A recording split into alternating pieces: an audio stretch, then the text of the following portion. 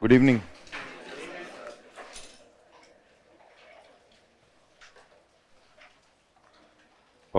What were we writing?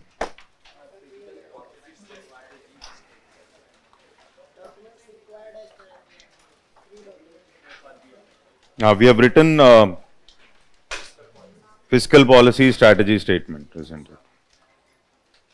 Okay. Right.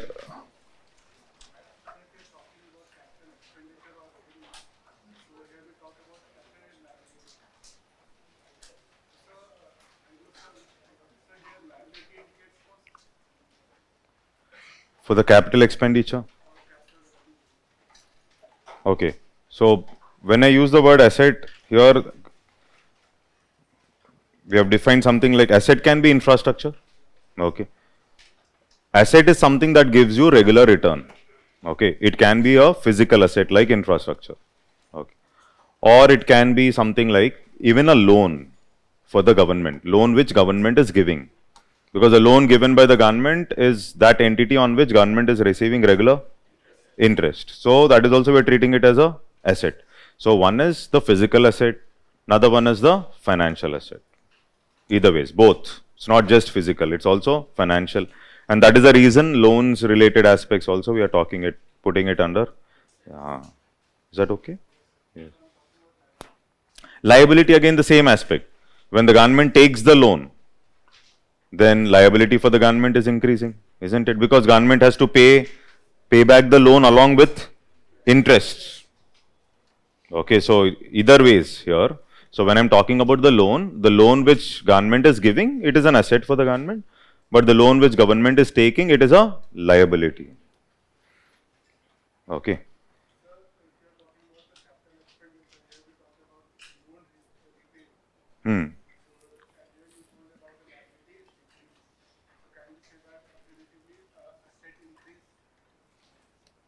Loan repaid.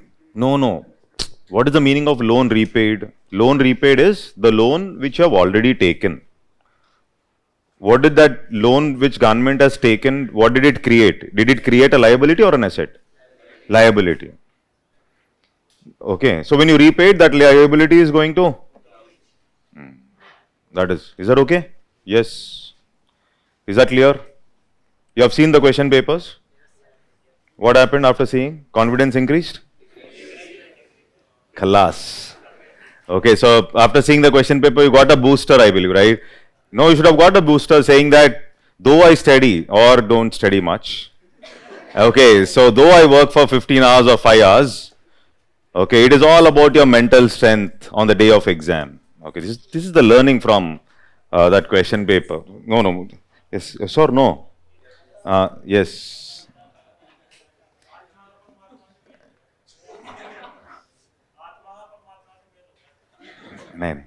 See, one thing is for sure. After seeing the question paper, you have to understand two things here. First thing is, whichever concept you learn, you have to learn it properly. Or don't learn. So, the two things here. Learn it so well that you learn it. And of course, everything can't be learnt in class. In class, you learn. But there are extensions. There are some extensions. Some things. See, for example, just give you one example. This topic called industry, okay, which generally we discuss, and most of the students are sleeping and writing this topic. Okay, so industry is one such topic where, of course, it's interesting in the sense, and we start off saying that this topic is for mains. We generally don't consider that industry in prelims only, except for the industrial policies. And after discussing the whole industry, we said one significant topic called MSME, micro, small and medium enterprises. And there also we have discussed from the mains context only, 1-2 hours of discussion on mains only. And then at the end we have drawn a box after the whole MSME discussion is over, which nobody was interested. What is the box? Talks about something like investment that comes in, turnover. And I also mentioned that most probably it will not be asked. I also mentioned most probably it will not be asked, but just for reference, just remember. So this is something like the investment criteria and this is something like the turnover criteria. But there was some question, I think, related to MSME. He was asking something with respect to that criteria related to investment. Investment, something like he gave some 15 or 20 crore or something, but it is something like 50. Now, one understanding is, I will clear the exam only by studying. Will never happen. Now, this is something which you should remember. That doesn't mean I'll not study. See, there is a difference here. Now, very important aspect is, I study properly, but at the same time, it is all about your application. It is all about your application. If you are not able to apply your mind, and you keep on saying, UPSC ne aise bana diya question paper, okay, nobody can answer this question paper. There will be people who are getting 80s and 88s and 90s, and freshers also. I know freshers who are getting 88 and 90. Freshers is people like you who are first time coaching or first time. Okay. So they're getting 88, and it's not because they have read. It is all because they know which questions to pick, which questions to leave. If you watch cricket, when you're playing cricket, my coach used to talk about well left. So I used to hit every ball possible. So when I played for my state. Okay, so that time, every ball possible you start hitting. Is that respect the bowler. Okay, so you respect him when there is a bouncer. Wait, no. Why are you in a hurry? There are many other balls which he will bowl, which he will give you a chance. You need not, you have to wait for the chance. Wait for the chance. There will be some questions. For example, mushrooms. So you mark all the tough questions and mushrooms, you are doing your PhD there. It's not about mushroom. Mushroom, yes, nutrition, everything will be there. There will be some questions. Guessing is completely removed. Nothing like that. There's nothing like, no, elimination is eliminated and all that. Don't open YouTube only, first of all. Don't open your YouTube is something like spoiling us, elimination is eliminated. What is that elimination? There will be, though elimination is eliminated, logical guessing will always be there. I'll tell you something. For example, UPSC, whenever it gives a number, of course, you will not blame me again tomorrow if it's not going to work out. Whenever it gives a number in the exam, 99%, that number, 90%, that number will be wrong. Why? Because I may take up a data and say this is right and go to the court tomorrow. Not the first time. Generally, whenever a number, specific number comes up, no? So first GSLV is so many kilometers away from the earth. Now, generally generally it will be wrong. Generally means not always. You don't blame me again. Why? Because tomorrow somebody says in one of your government documents, no, this is the number. So I'll file a case. Why that headache? Give a wrong number. Give a wrong number so that nobody will file a case. Now this is also there. But will it work always? Nobody knows. But 90% you will be observing. Similarly, there was one question like exports also. Somebody was saying exports at a rate of 3.2% of the global. Okay. So you do PhD on that, no export. 90%, you don't know, 90% will be wrong. 90%. There is a probability that he may give a specific number, but who knows? It can be 3.1 or it can be 3.3. So better give a wrong number. Are you able to get this?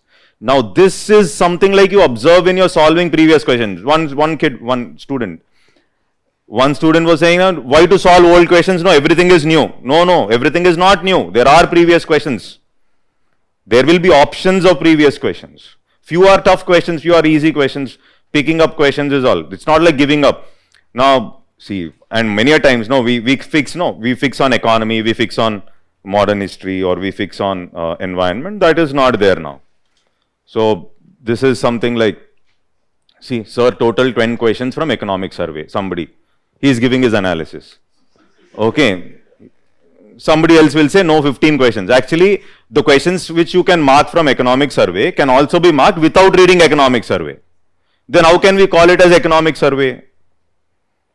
I think you were getting my point. No, it is common. For example, there was one question like monetary across the globe, central banks have increased interest rates. Economic survey, I only took that chapter, I know. Everybody saying, sorry, from your notes, not from my notes. It is in general, there is continuous discussion that across the globe, monetary policy interest rates were increased. And the second statement was something saying that interest rates will be, central bank has confidence with respect to handling the inflation, etc. Obviously, no, it should have confidence with respect to whatever it is doing. So second statement should be there. And across the globe, inflation was there and they were increasing. This is not from economic survey. It is also there in economic survey. There's a difference, no? It is also there in economic survey. It is from economic survey. It is not from economic survey. It is already there. So wantedly they say, economic survey only, economic survey only. And if you have to read, only then you will clear. And therefore pressure builds up. So I have not read economic survey, I go handicapped to the exam. Nothing like that. Without reading economic survey, also we can clear. But still there is an opportunity to read, therefore we will read. I think you're getting my point. This is what, it is all about application. Application, we are okay then. How do you get that application? Solving more questions again.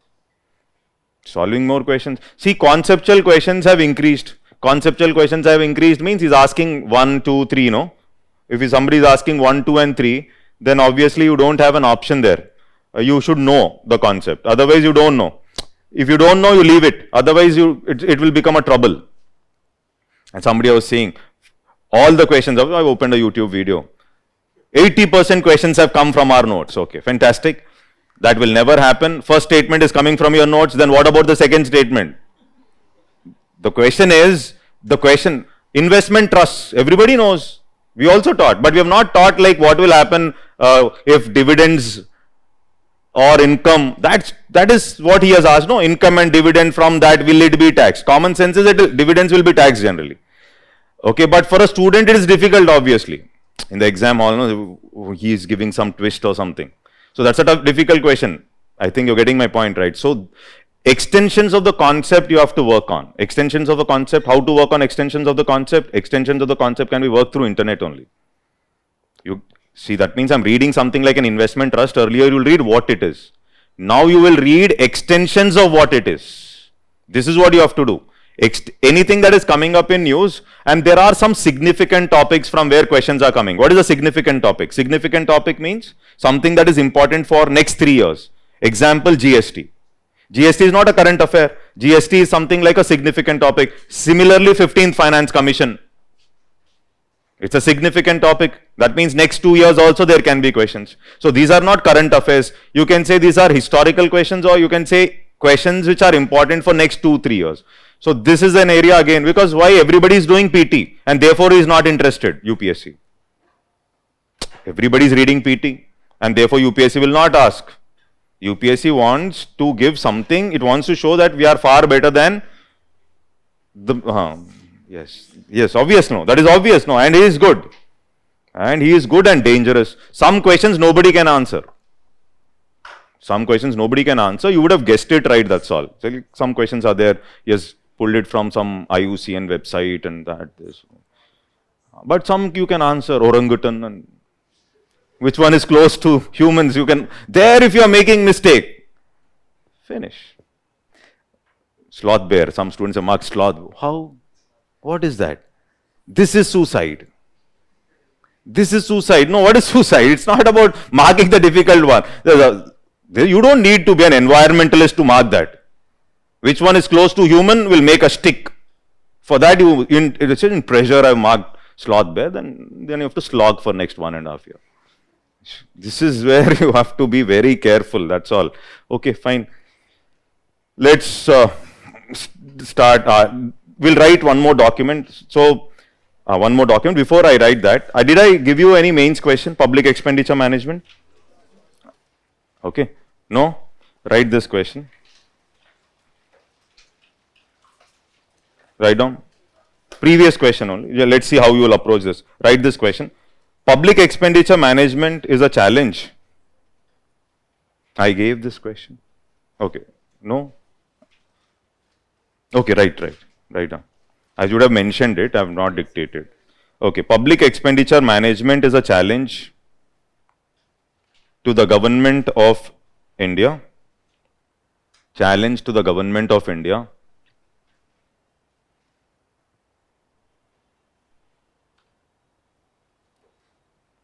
In the context of budget making. In the context of budget making. during the post-liberalization period. During the post-liberalization period.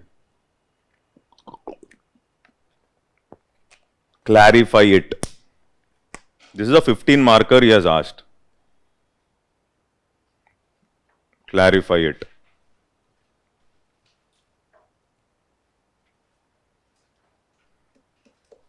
Okay. Is that okay? Now you give me the points, I will write it on the board.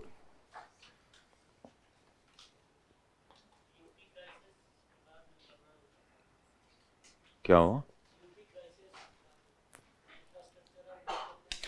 Okay, that is one. See, what he is saying is, okay, balance of spending between infrastructure and welfare. Okay, this is what he said. Okay, balance of spending.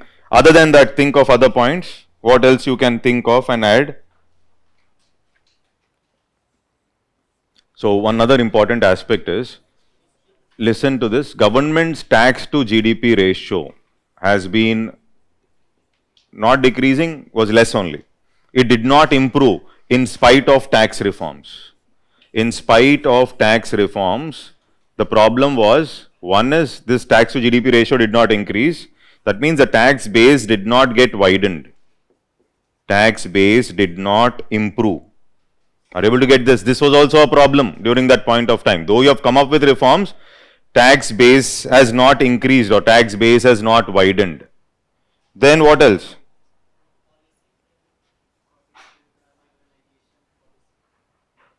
Okay, that is something like balancing in welfare and infrastructure. So government had to focus on both.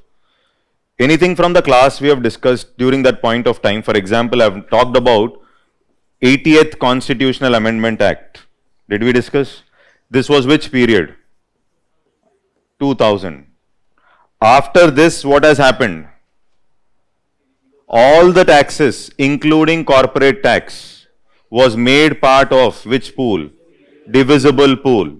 Divisible pool.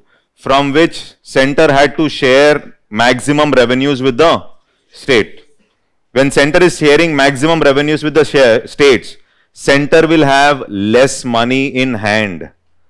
And therefore, public expenditure management will become difficult for the center. Are you able to get this? No.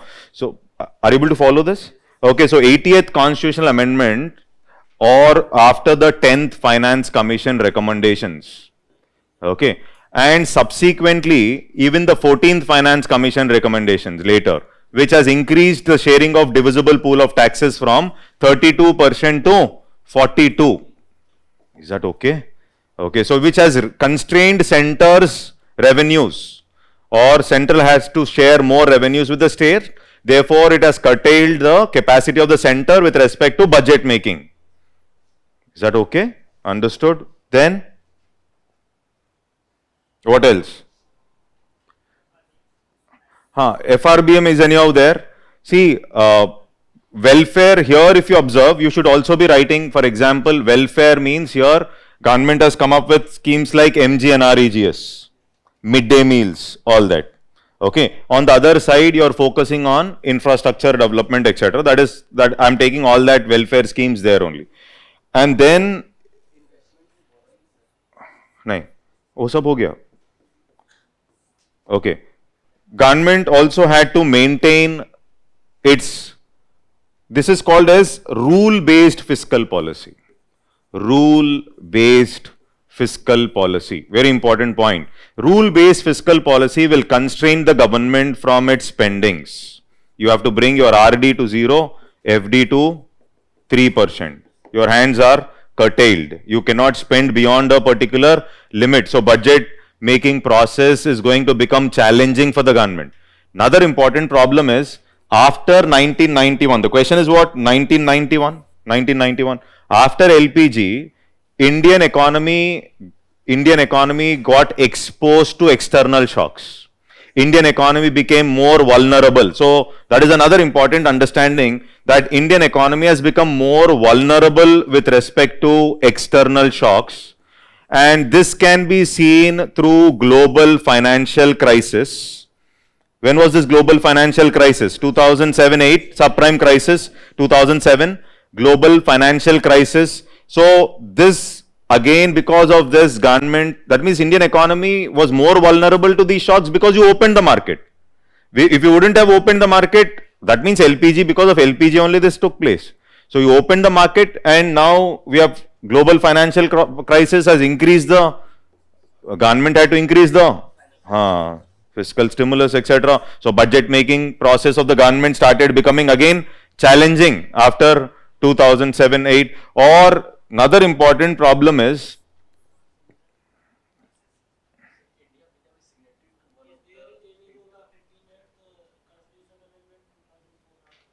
which constitutional amendment? नहीं 88 तो service tax है ना, तो क्या हो उसमें, तो ठीक है.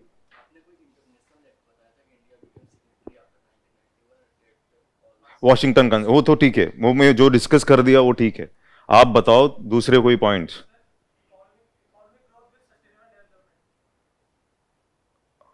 हाँ ठीक है, तो क्या हुआ, लैक ऑफ स्टैटिस्टिक्स. नहीं यार मत लिखो, India has data. Focus on inclusive growth. All that is welfare. I've taken it. All that. Focus on inclusiveness as well as infrastructure, everything together. I've taken that point. That is over. क्या था उसमें? हाँ, नहीं आप बता रहे थे कि budget specifically you said 2010, no? Then what is that? There should be. I don't know. I don't remember. I only know about the recent budget. I forgot.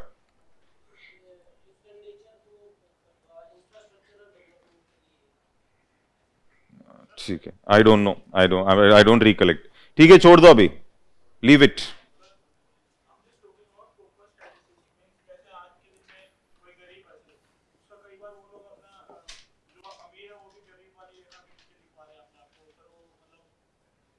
हाँ ठीक है, वो तो सब्सिडीज, हाँ ठीक है. Okay understood. So he saying improper targeting of BPL. ठीक है, हाँ ठीक है, वो ठीक. और कुछ बता दो. हाँ, pandemic taken, Covid, okay. Anything else? WTO ठीक है, और वो बैंकिंग का.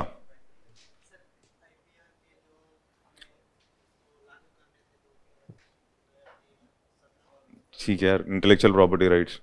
ये बजट के बारे में सोचो ना, जेंडर बजटिंग वो सब तो मैं पढ़ा दिया, हो गया. और कुछ बता दो. Budget.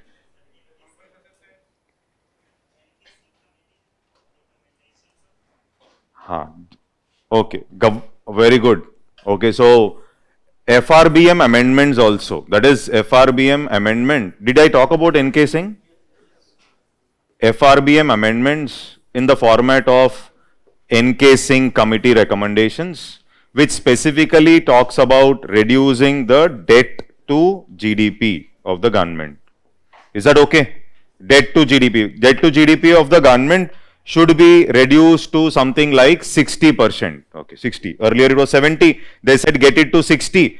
40% would be center and 20% would be state. Okay. ठीक है. So FRBM amendment, or as he mentioned, encasing committee recommendations, etc. Okay. Now, तो escape clause तो अच्छा है. You can spend more. Public expenditure management, you can make it easy by escaping from reaching the target. ठीक है. Enough. Now, how many? 7 plus we discussed few. Enough. More than 10. Sufficient. Now I want you all to identify few areas where there was a challenge. Now see here. Problem tha government, there was a problem. Government's implementation with respect to government also there was challenges. Okay, what are the challenges with respect to budgeting? So one is there was a problem. Now also government, present government also, there is too much of off-budget financing. Even the present government, there is too much of off-budget financing. What is this off-budget? That means government is spending money through some institutions under the government. That means government will not directly spend. you will be you are going to set up a separate institution, okay, or a legal entity. It can be a public sector enterprise or such. You're coming up with a separate legal entity, and this legal entity is going to spend money. It is going to spend money, and the details of this expenditure will be there in the balance sheet of this company. They are not shown in the budget of the government. Are you able to get this? So that means the government is spending more. Government is spending more from its pocket indirectly, but this money is not getting reflected or shown in the budget. This is what is called as off budget financing. This is not good. Not good in the sense already there is too much of off budget financing which you have done, and therefore FD targets will not matter to you. Are you able to get this? FD targets will not matter because you are having certain entities being set up which will be handling the funding. This entity will borrow money and they are going to spend. Okay, and that borrowing which this company is doing will not be shown in the government budget. This is what is called as off budget financing. Earlier, oil bonds, government issued some oil bonds. Those oil bonds, etc., were not reflected in the government's budget. So this is part of the off-budget financing, not reflected in the government's budget. Are you able to get this? So these oil bonds could have been issued by some other entities of the government, which is not purely issued by Government of India. Are you able to get this? Okay, so that is what is called as off-budget financing. This is one trouble. This is one trouble. Second is, if you observe, the main intention of FRBM was not considered. No. What is the main intention of FRBM? Main logic of FRBM is you relocate your expenditure from revenue expenditure to capital. But from 2018 onwards, government strategies changed. After 2018, government forgot about revenue deficits. They were not interested in RD. They were mainly interested in focusing on reducing FD only. They were only talking about reducing fiscal deficit or borrowings. But there was no much focus on revenue deficits. Are you able to get this? No. So this has started happening after 2018. This is after 2018. So one is off-budget financing. Second is this aspect. This aspect of FRBM which is getting diluted because government is only focusing on fiscal deficit, reduction of fiscal deficit, but not giving adequate focus to RD. See, in my FD there is RD also. Yes or no? If I have to look at the formula also. Yes or no? So if I have to look at the formula, what we have written, I have written total expenditure minus total receipt plus non-debt creating capital receipts. Non-debt creating capital receipts. This is what we have written. So in this total receipt, there is revenue receipt also. In this total expenditure, there is revenue expenditure also. That means in this FD which you are talking about, there is this revenue aspect very much involved. Now this revenue deficit, it should be targeted, but you are rejecting the RD. You are not focusing on RD, but you are continuously talking about only about FD. So this has increased after 2018. Indirectly, it is diluting. Okay, so is that clear? Okay. Then what else? What else is making government spend more? Government is spending more, or government, this is something like, what are the problems basically? Problems. Anything else? Anything else you can think of? One is off budget financing. Estimate तो ठीक है. Don't give corruption, please. Any other point other than corruption? Corruption you can write for any. So I'm not interested in that point because that can be written anyhow. No. Backdoor entry of? No. That is GST, no. हाँ, interest payment, हाँ, ठीक है. So, okay. ठीक है. Fine. Now, huh?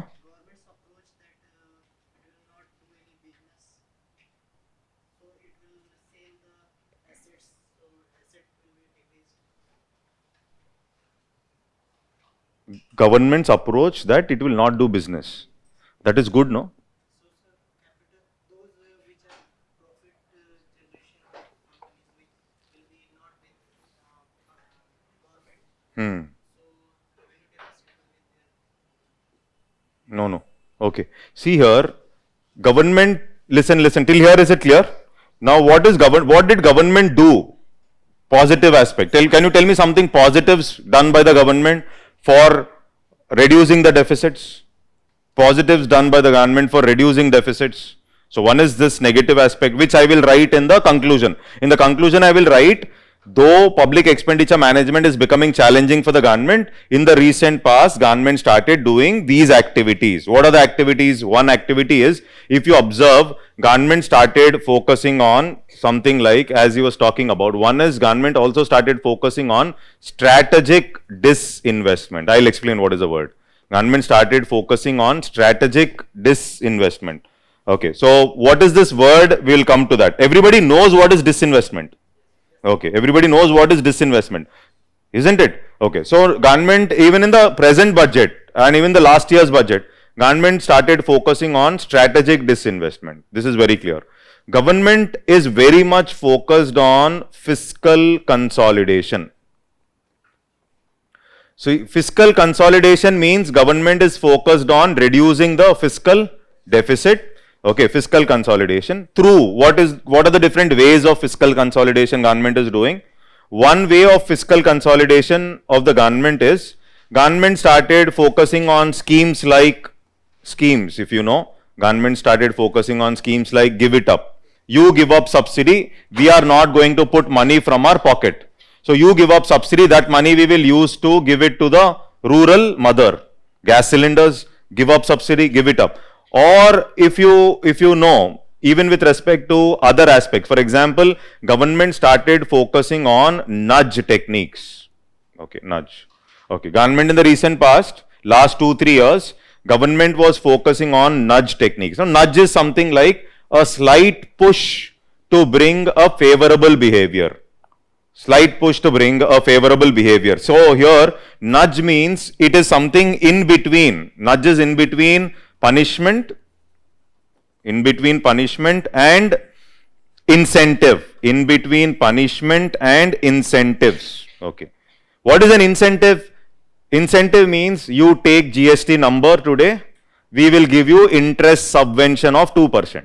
What is the meaning of interest subvention? Manufacturing units, you have taken loan at a rate of 7%, government will give you a discount of 2%. You will pay only 5%, provided you take a GST number. Now what is this? This is a direct incentive. We are giving you a direct incentive so that you apply for GST. Nudge is not incentive. Nudge is not an incentive. Nudge is not even punishment. What is the meaning of punishment? If you don't follow Swachh Bharat, we will take away existing schemes from you. Government can't do that. Okay, so if you don't follow Swachh Bharat, linking up schemes to Swachh Bharat, you're not following, so we will not give you money or PDS or whatever it is. So that is what is punishment. So nudge is something in between government is playing. This is something as part of the behavioral economics. This is part of the behavioral economics. So what is the meaning of behavioral economics? Behavioral economics is a common thing in the developed world. In India, you are using it now. You are trying to change the behavior of the public. You are trying to change the behavior of the public. You are trying to push, give a slight push so that public will think it should be moving away from tax evasion. So automatically government will not punish. Government will not punish. You will move from tax evasion to tax compliance. Straight away. What is this tax evasion to tax compliance? Government is not going to punish those who are not paying the tax. Government is coming up with policies so that you comply with paying the tax. You comply. You yourself will pay. This is what is called as tax compliance. This is a nudge technique. For example, government started giving some, what do you call as, you are the largest taxpayer in your area. So government gives you a gold or a silver or a bronze, and these are so fascinated people are, they put it on the Facebook, they say we have got bronze. Okay, so in India this is government knows this. Now, is it a direct incentive? No. Is it a punishment? No. but it has made people give up subsidy. It has made people to comply with tax guidelines. This is what is called as nudge. So this is also used by the government for fiscal consolidation. That is the meaning. So new techniques, government is focusing on new techniques. It's not that I will punish you, I'll put you behind bars, I'll charge you with something. So this is selfie with daughter. So nudge need not be only with tax. Nudge is used in tax. Selfie with daughter campaign. Yes. Yeah, beti bachao, beti padhao. Yeah. Okay, so this is selfie with daughter campaign. All the celebrities also started clicking. And you know, this is also a kind of nudge technique. You're trying to promote indirectly. It's not direct, it is indirect. It is indirectly you're referring to beti bachao, beti padhao. I think you're getting my point, right? So this is all this government started using even for fiscal consolidation. Strategic disinvestment, how is it different from disinvestment? See, disinvestment is going to give us government revenues. Government is in disinvestment. There are two things. In disinvestment, one is, listen, disinvestment, one is you have minority sale. One is disinvestment, you have minority sale. When I say minority sale, government is selling off 5% or 10% of its stake, share. And what is the purpose? Earn revenue. Money is moving into government's pocket. This is called as minority sale. Then what is strategic? Second is strategic. Strategic is basically government is selling off more than equal to 50%. Government is selling off more than equal to 50. For example, when I talk about privatization, 51% plus. Okay, so Air India has been privatized. But for the surprising aspect is, government, if you observe the budgets, you will find profit-making PSUs also, government is focusing on. There are some profit-making PSUs where government is talking about strategic disinvestment. Profit-making PSUs, government is talking about strategic disinvestment means government has no business to stay in business. Government is trying to abide by that line. Even profit-making PSU, I will not run today. Running the business is not my job. I will only be a facilitator. Tomorrow if loss comes up, I have to bear it. Why unnecessarily take that headache? That will again create problems with respect to budget. So I will give it off to private. This is what the strategic disinvestment says. Strategic disinvestment is not about money. Money is also one aspect, but more than money, it is government moving away from running profitable businesses as well. Good or bad, I'm not talking about it, but this is what government is doing. There is some bad about it also. Okay, because many people are dependent on it. That's a different case, but this is strategic disinvestment, which government started doing. I hope it is clear. Yes or no? Okay, so one is strategic disinvestment. Government started focusing on fiscal consolidation programs like Give It Up program, etc. Sir, if we can't say good or bad about the strategic disinvestment, so how we can say that it is a good initiative? Everything you can't say what is good. There's nothing like good and bad. First of all, remember this in life also. There are only shades of grey. So you say good. Is it completely good? There's nothing like completely good. It will have a negative impact. Why? People dependent on that PSU will lose jobs. But it is a good initiative when I'm concerned with public expenditure management, fiscal consolidation. That is the meaning. Is that okay? Anything else? Fiscal discipline. Okay. Fiscal discipline. Okay. Not spending money for unwanted activity.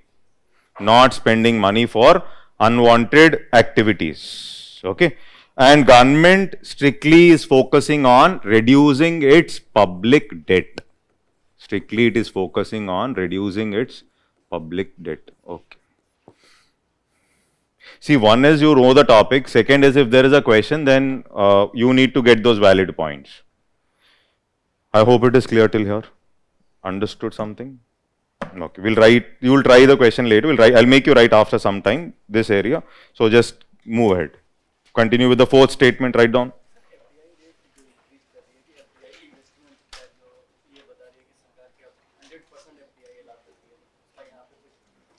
ठीक है, FDI तो ठीक है.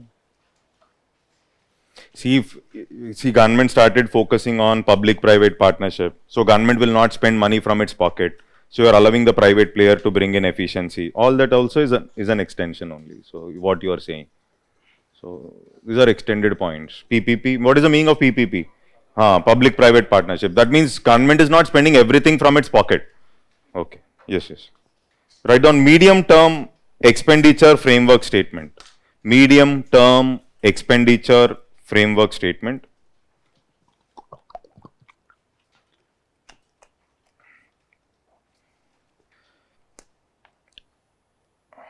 Medium-term expenditure framework statement. A 3-year rolling target.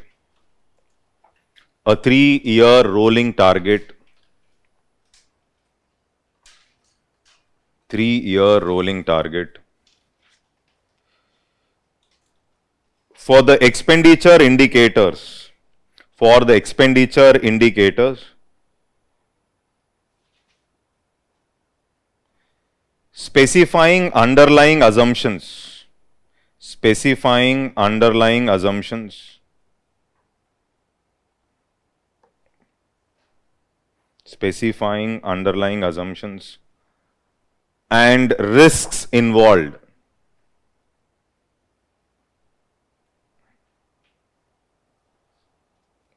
Okay. The objective of MTEF. The objective of MTEF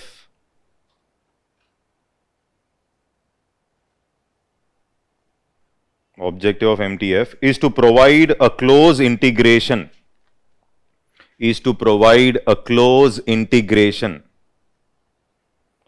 Between budget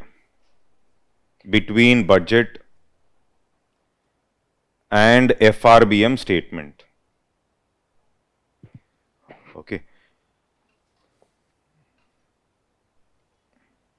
Is that okay? Now see here, somebody was asking what is the benefit of these documents? Online students. What is the benefit of these documents? First is, you are not only projecting the FD for this year, you are also coming up with the targets for the next 3 years. This is one thing, you are having a futuristic view. So whether it is fiscal policy statement or whether it is expenditure, how government is going to spend, you are not just talking about the present day, how much you are going to spend, but the next year and the subsequent 2 years also, you are coming up with the data. For example, in the budget, you said we will bring FD to 5.9% of GDP. And subsequently, by 2025-26, we wanted to bring fiscal deficit to 4% also. 4% of GDP. You are also specifying that in the budget. In these documents, you are also coming up with the targets for the next 3 years as well. Accordingly, government should frame its policy. I think you're getting my point, right? Okay. Now, one question to you all. Can I write any point here with respect to our monetary policy class? Measures taken by government for fiscal consolidation. Any point from the monetary policy class? Huh? Anything? Anything? Any link? Any thought? Any thought? Huh? Regulation? No. Inflation targeting. Now, listen. See, that's how you have to use what we discussed already. See, what is inflation target? Who is coming up with the target? Who is coming up with the inflation target? Government. What is the inflation target? 4 plus or minus 2. This target is fixed by government in consultation with RBI. Because of inflation targeting, inflation will come under control. This is a government, no? It is who's fixing the target every 5 years? Government, to bring inflation under control. If inflation is under control, government will spend less money with respect to subsidy. If inflation is under control, government will spend less money with respect to subsidy. Otherwise, if products are becoming costly, then government will end up spending more on subsidies, which will again create problems with respect to its fiscal consolidation. That means the concept of inflation targeting, where inflation will be maintained under a specific limit, which is fixed by the government in consultation with RBI, will put inflation under control. And if your inflation is under control, subsidies spent by the government will also be under control. Subsidies spent by the government will also be under control. Is that clear? Okay. So when subsidy is less, means automatically the deficits of the government will be less. So this is also inflation targeting concept which introduced by the government, can also be written as a point there. Is that okay?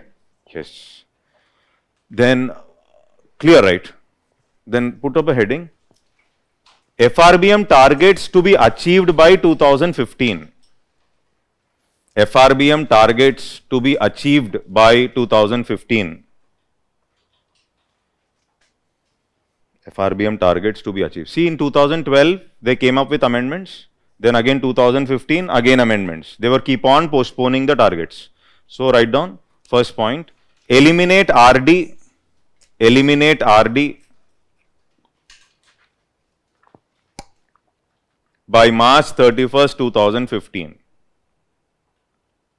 By March 31st, 2015. And the minimum annual reduction is,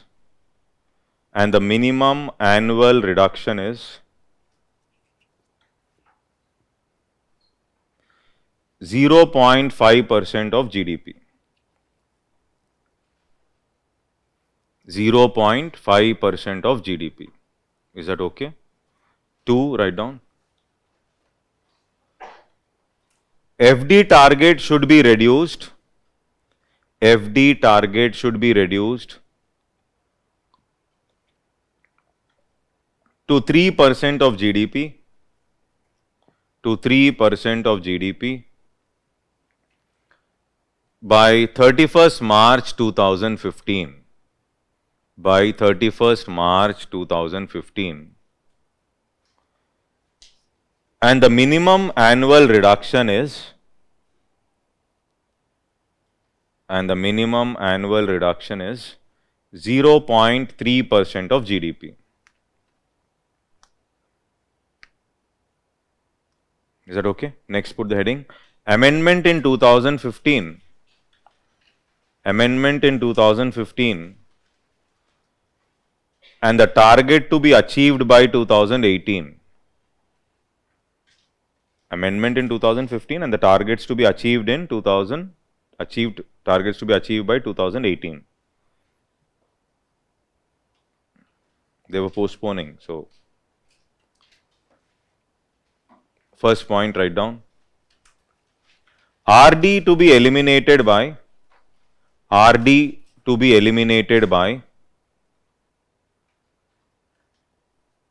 March 31st, 2018. RD to be eliminated by March 31st, 2018. They were postponing. 2, write down. FD should be reduced to, 3% of GDP by March 31st, 2018.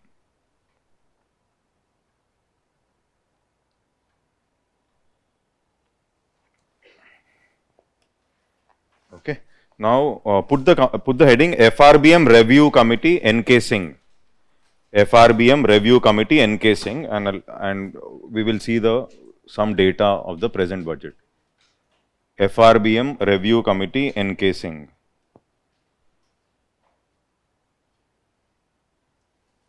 Did we look into this earlier?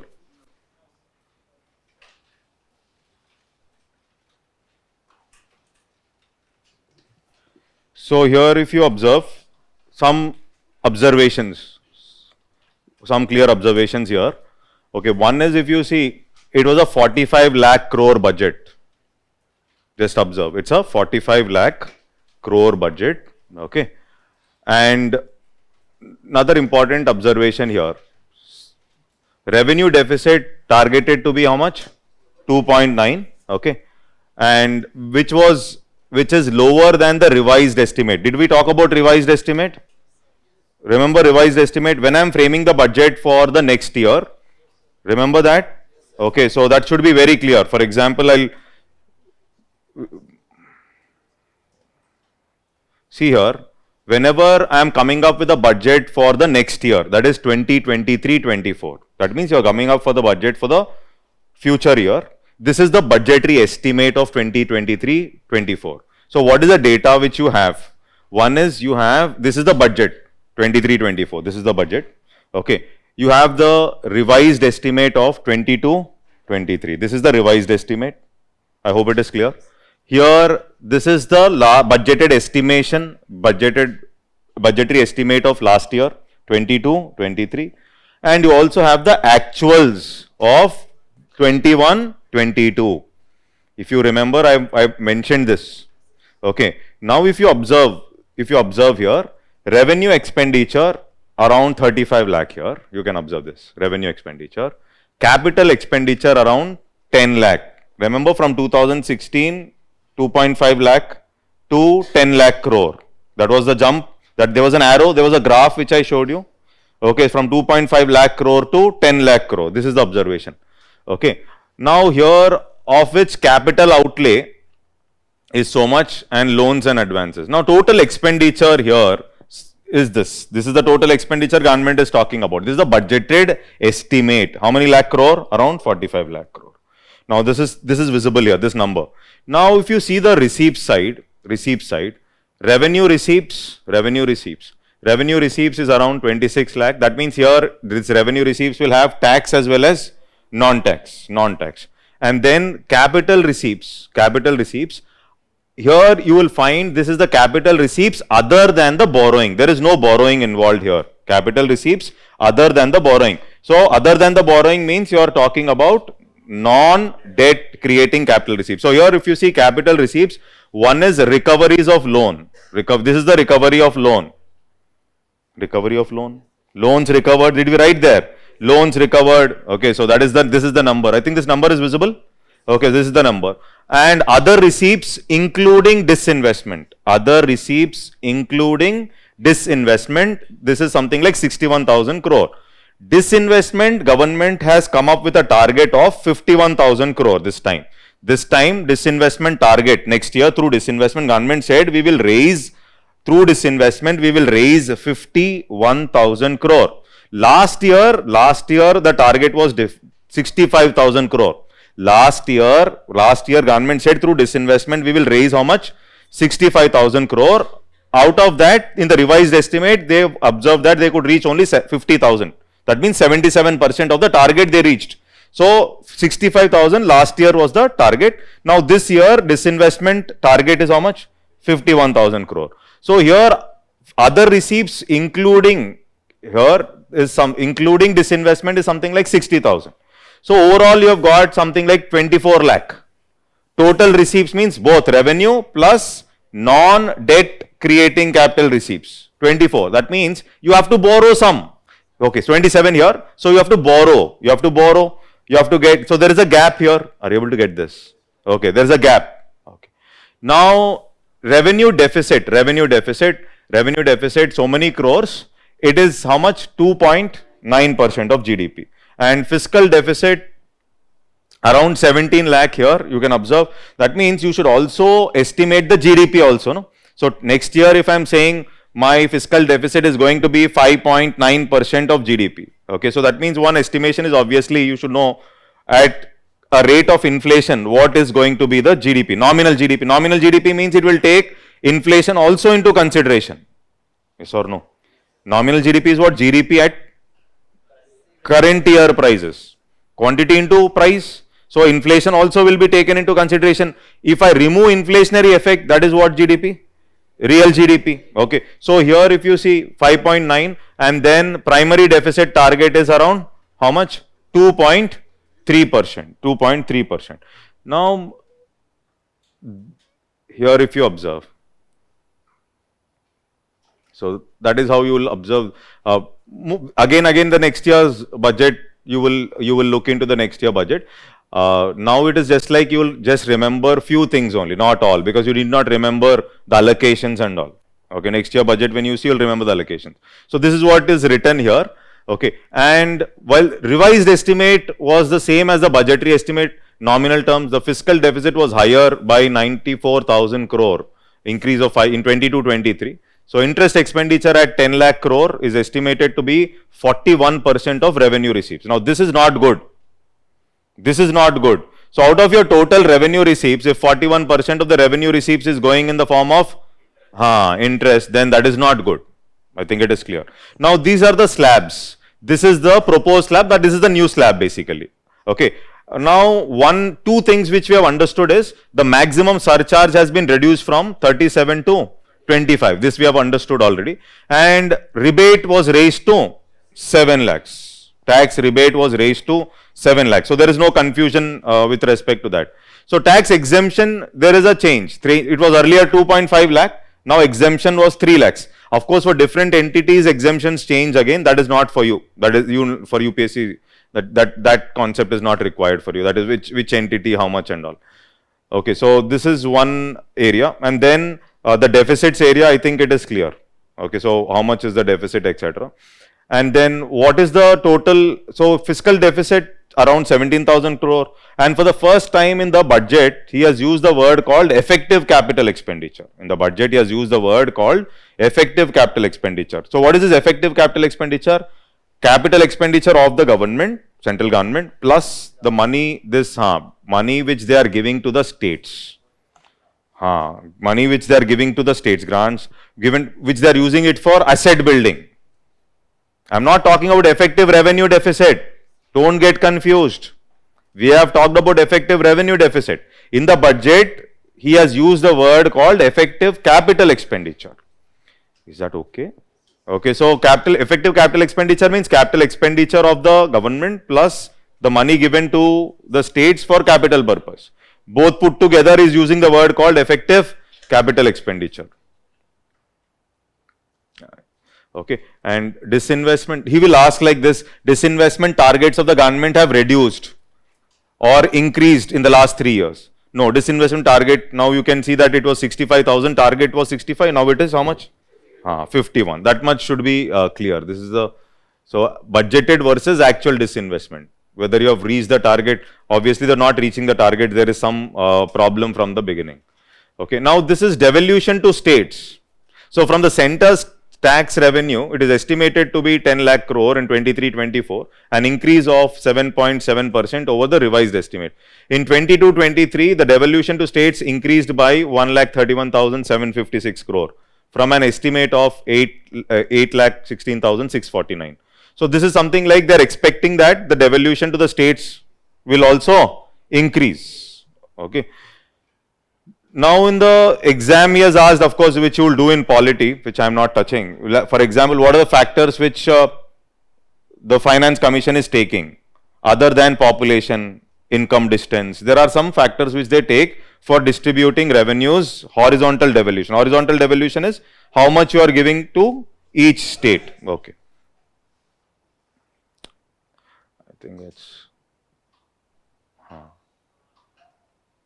this breakup is not required. Now see here if you observe, this is something like ministry wise expenditure, how much was spent on what. Okay, and then comes the scheme wise expenditure. Few schemes where there was a dip. Okay, and dip is something like, see, maximum money government was spending on Pradhan Mantri Awas Yojana, and there is a dip with MGNREGS. See here, minus 32.9. So MGNREGS, if you observe, MGNREGS program. So MGNREGS, if we make an observation, earlier it was something like revised estimate 89,400. Budgeted estimate is how much? 60,000. It's a dip. This number looks negative. See, or when I see all the numbers here, okay, so this is the change over the revised estimate. So when we look at this number, one number looks very significant. Are you able to get this? Okay, so that is MGNREGS. That means government. Government says no more Mahatma. Okay, so Mahatma, wait. Okay, so here it is Pradhan Mantri Awas Yojana or Jal Jeevan Mission, etc. There is a focus here. And if you observe, if you make some observations, then you will observe that this is minus 32.9. Okay, and then 79,590 crore around Pradhan Mantri Awas Yojana, followed by Jal Jeevan Mission. Awas Yojana, yeah. Kuch bhi yaar. Okay, so here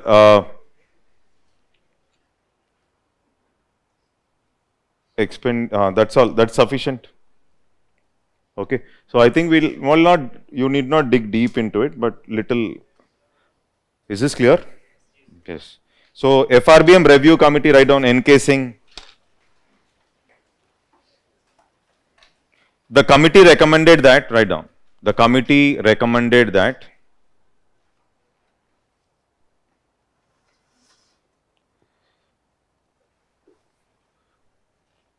the government should target a FD of 3%.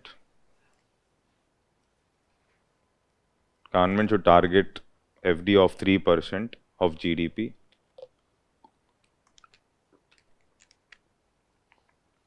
by March 31st, 2020. By March 31st, 2020. Reduce it to 2.8%. Reduce it to 2.8% in 2020-21. 2020-21. And further to 2.5%. Further to 2.5% by 2023. But see, 2021 it went up to 9. That means whatever you target, it's very difficult to reach. That is the situation. Okay, then write down next point.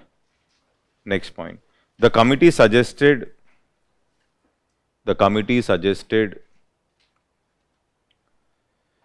using debt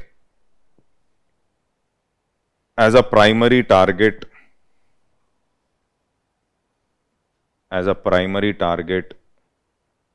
for fiscal policy.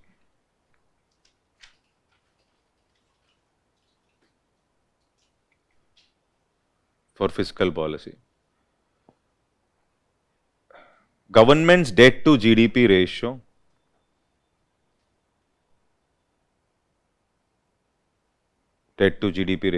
should be reduced to 60%.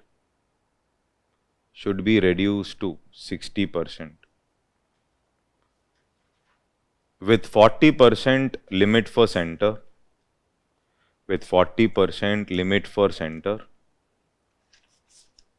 And 20% for states.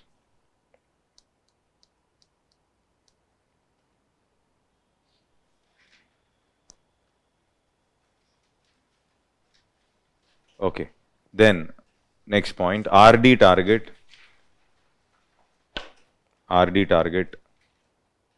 Revenue deficit should be reduced to 0.8% of GDP. 0.8% of GDP by March 31st, 2023. By March 31st, 2023. With a minimum annual reduction target. With a minimum annual reduction target of 0.5%. It's a minimum annual reduction target of 0.5%. Then put the heading escape clause. Escape clause. Escape clause, write down. Escape clause under FRBM Act. Escape clause under FRBM Act.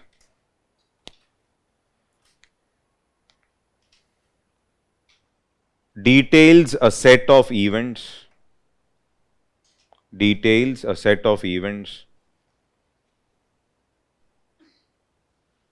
in which central government can deviate. In which central government can deviate. Central government can deviate from FD target.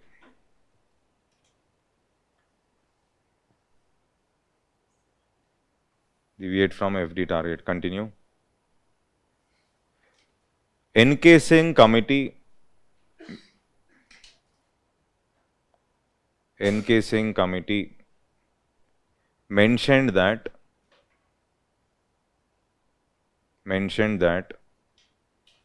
the exceptional circumstances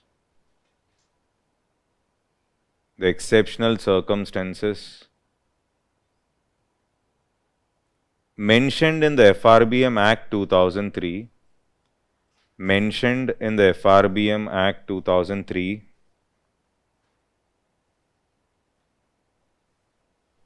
were defined opaquely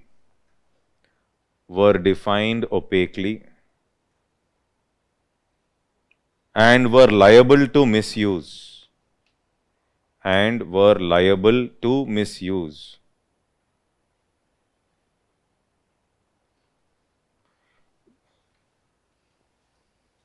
In 2018, FRBM Act was amended.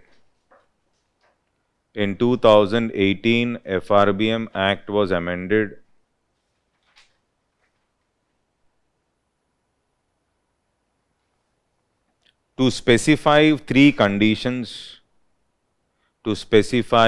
conditions upon which escape clause can be invoked.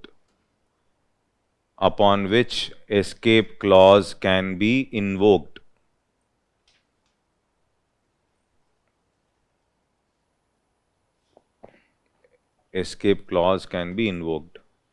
First one. During national security issues, war,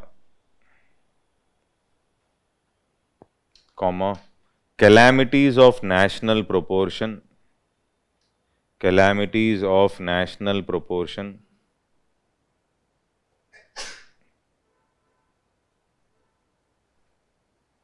and collapse of agriculture,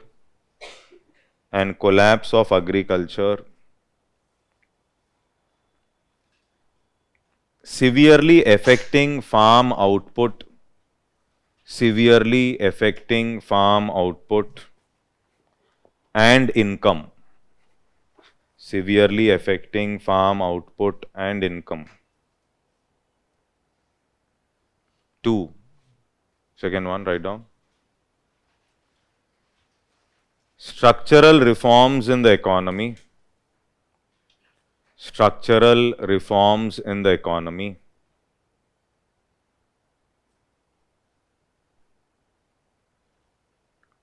With unanticipated fiscal implications. With unanticipated fiscal implications.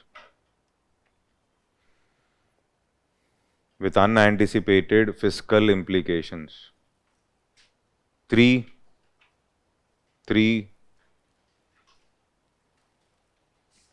A sharp decline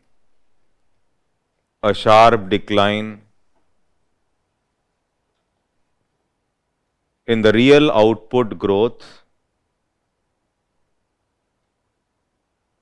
real output growth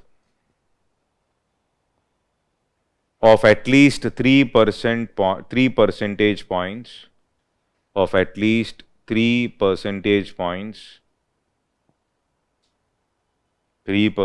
points below the average of previous 4 quarters.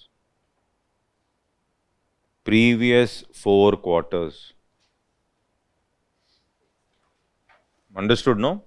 So that is the growth. That is basically talking about the real output, means real GDP growth. If it is falling by 3 percentage points below the average of the growth of last 4 quarters. If it is going, then government can spend more through fiscal stimulus. Continue. The FRBM amendment also mentioned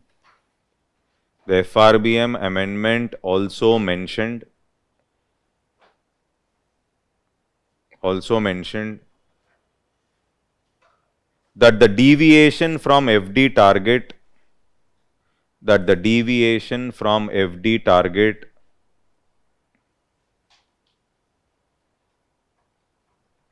must not exceed 0.5% in a year. Must not exceed 0.5% in a year. Is that okay? The term escape clause,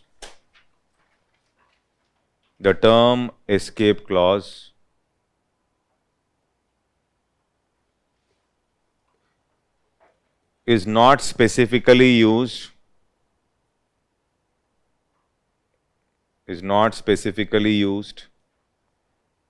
in FRBM Act, but it is only visible in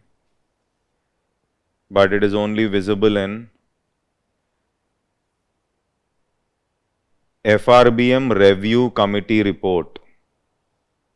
Only visible in FRBM Review Committee report. Okay, next put the heading challenges of the government. Challenges of the government. Okay, challenges of the government. Just mention one. In the recent past,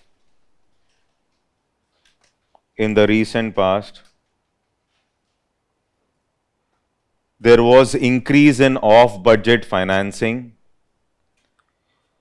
There was increase in off-budget financing of the government. Is that okay? In brackets mention the borrowings are not visible in the government's budget.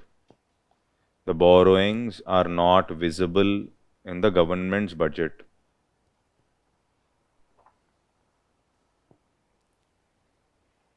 Next point, write down.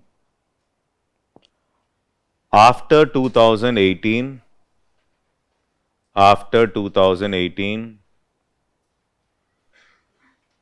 government started focusing only on FD.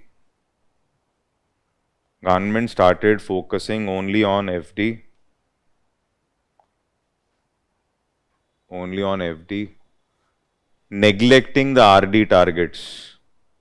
Neglecting revenue deficit targets.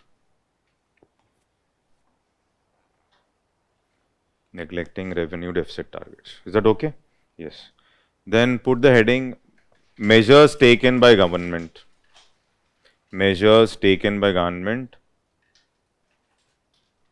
To ensure fiscal consolidation.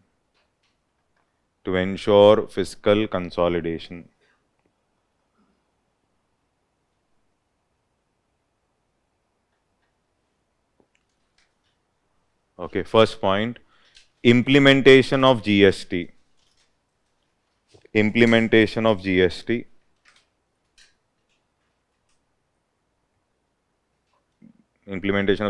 Thereby increasing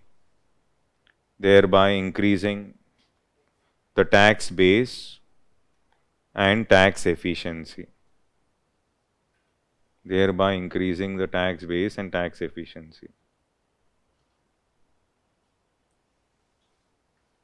Okay. 2. Focus on securities transaction tax.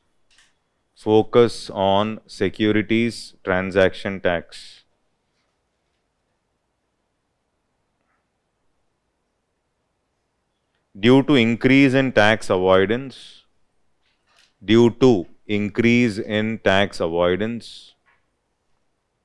with respect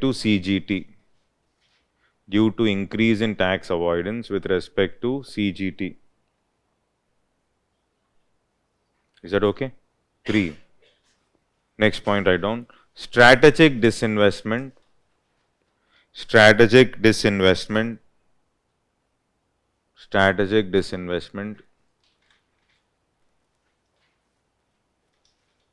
Okay. Write down. Along with minority stake sale, along with minority stake sale,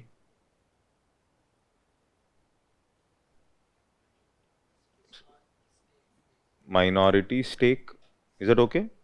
Okay, minority stake sale means 5%, 10%. Along with minority stake sale, government also focused on strategic disinvestment,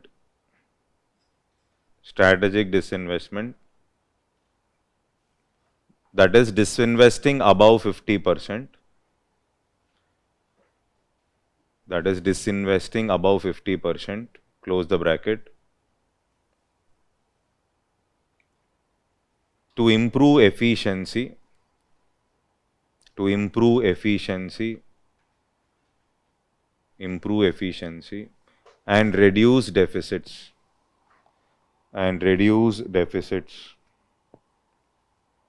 Okay, is that okay? Next point. Increase in coordination between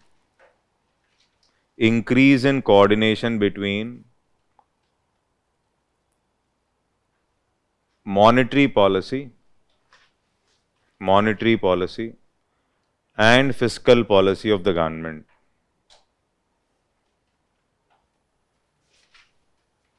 Monetary policy and fiscal policy of the government. Okay, is that okay? So in brackets just mention focus on inflation targeting. Focus on inflation targeting.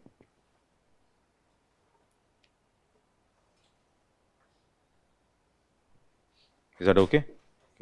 Next point. Government started reducing public debt. Government started reducing public debt. Started reducing, did not achieve any target. Government started reducing public debt.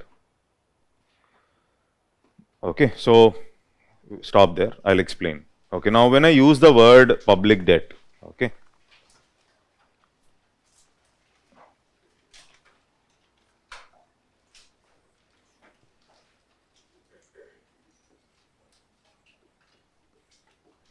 So public debt basically talks about all debt which government is paying from the consolidated fund of India.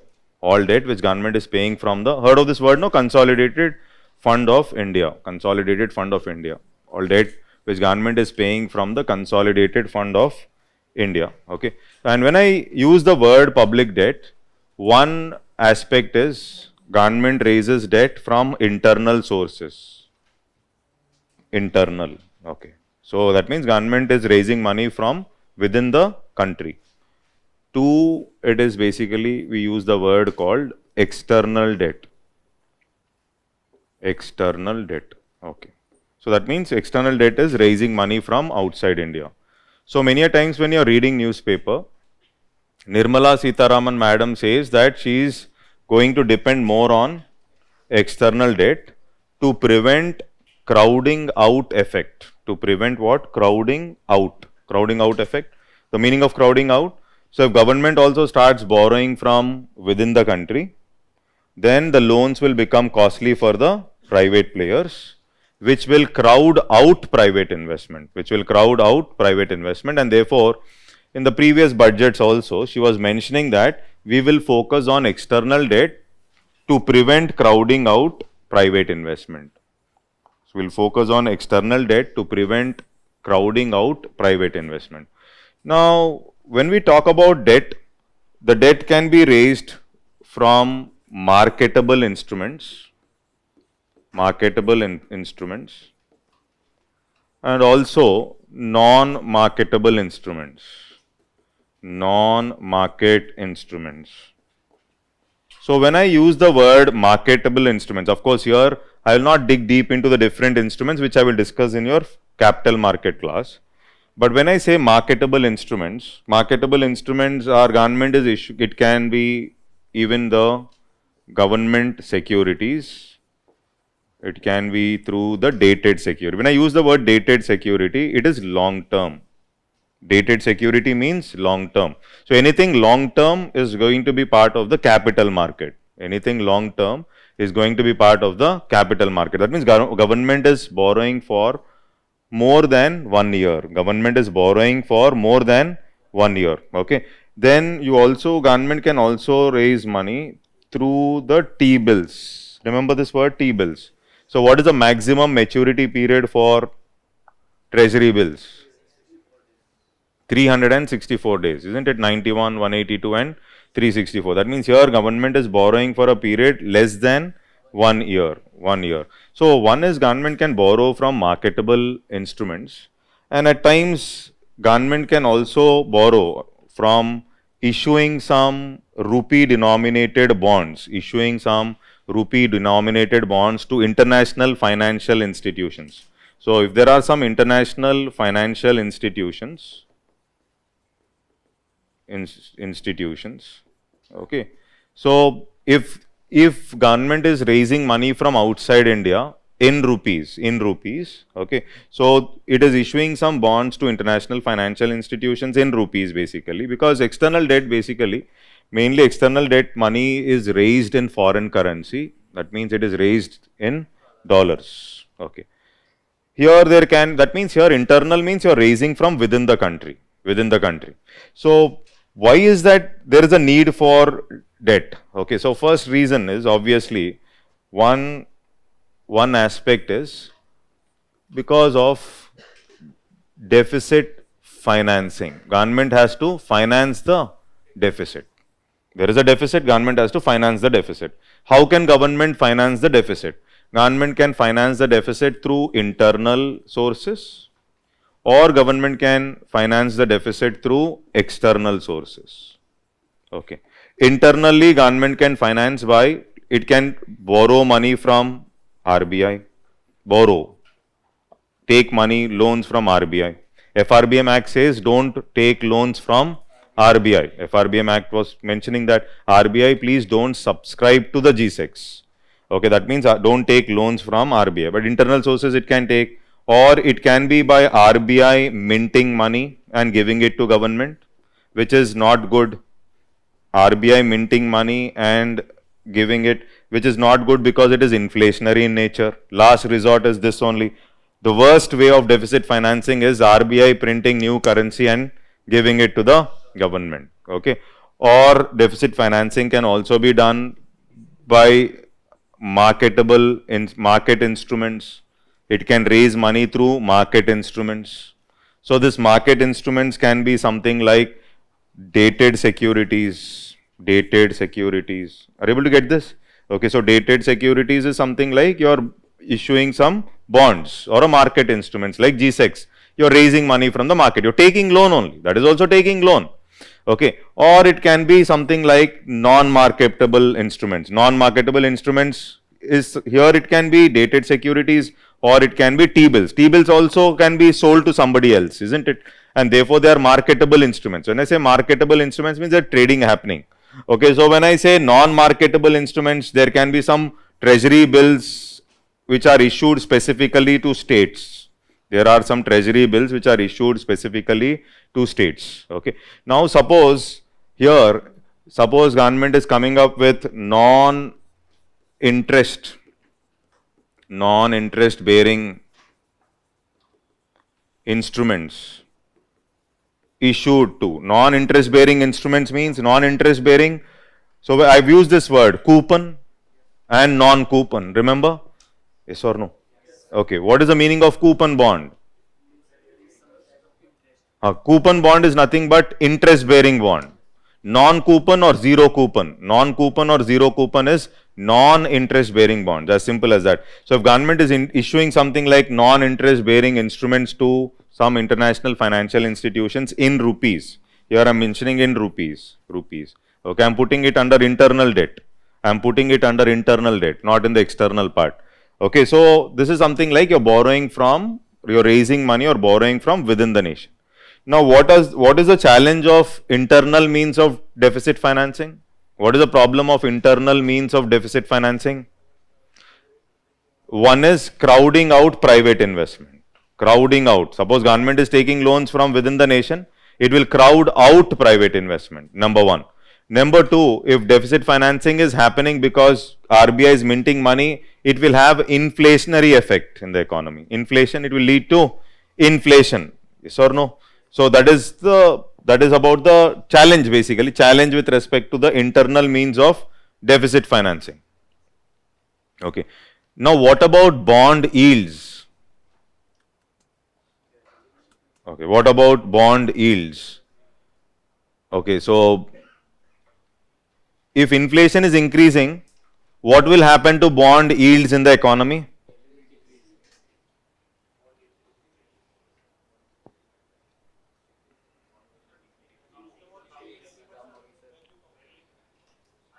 No, no, no. You only answer to the question. What is the impact of inflation on bond yields?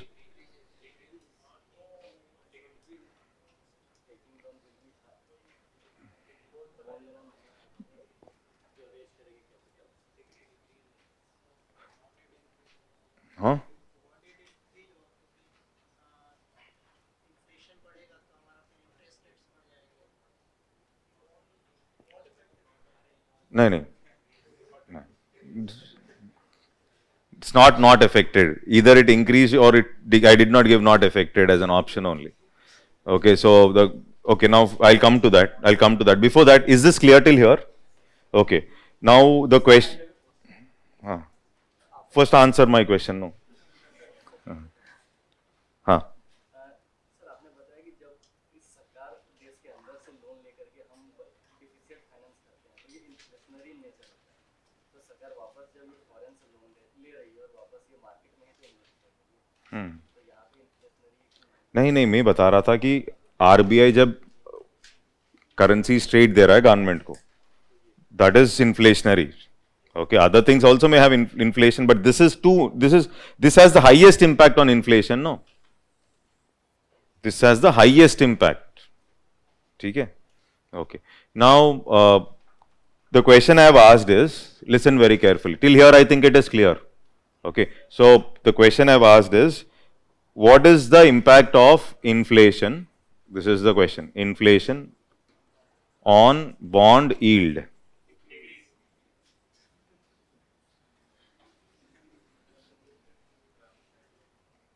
You use the mobile and tell me the answer.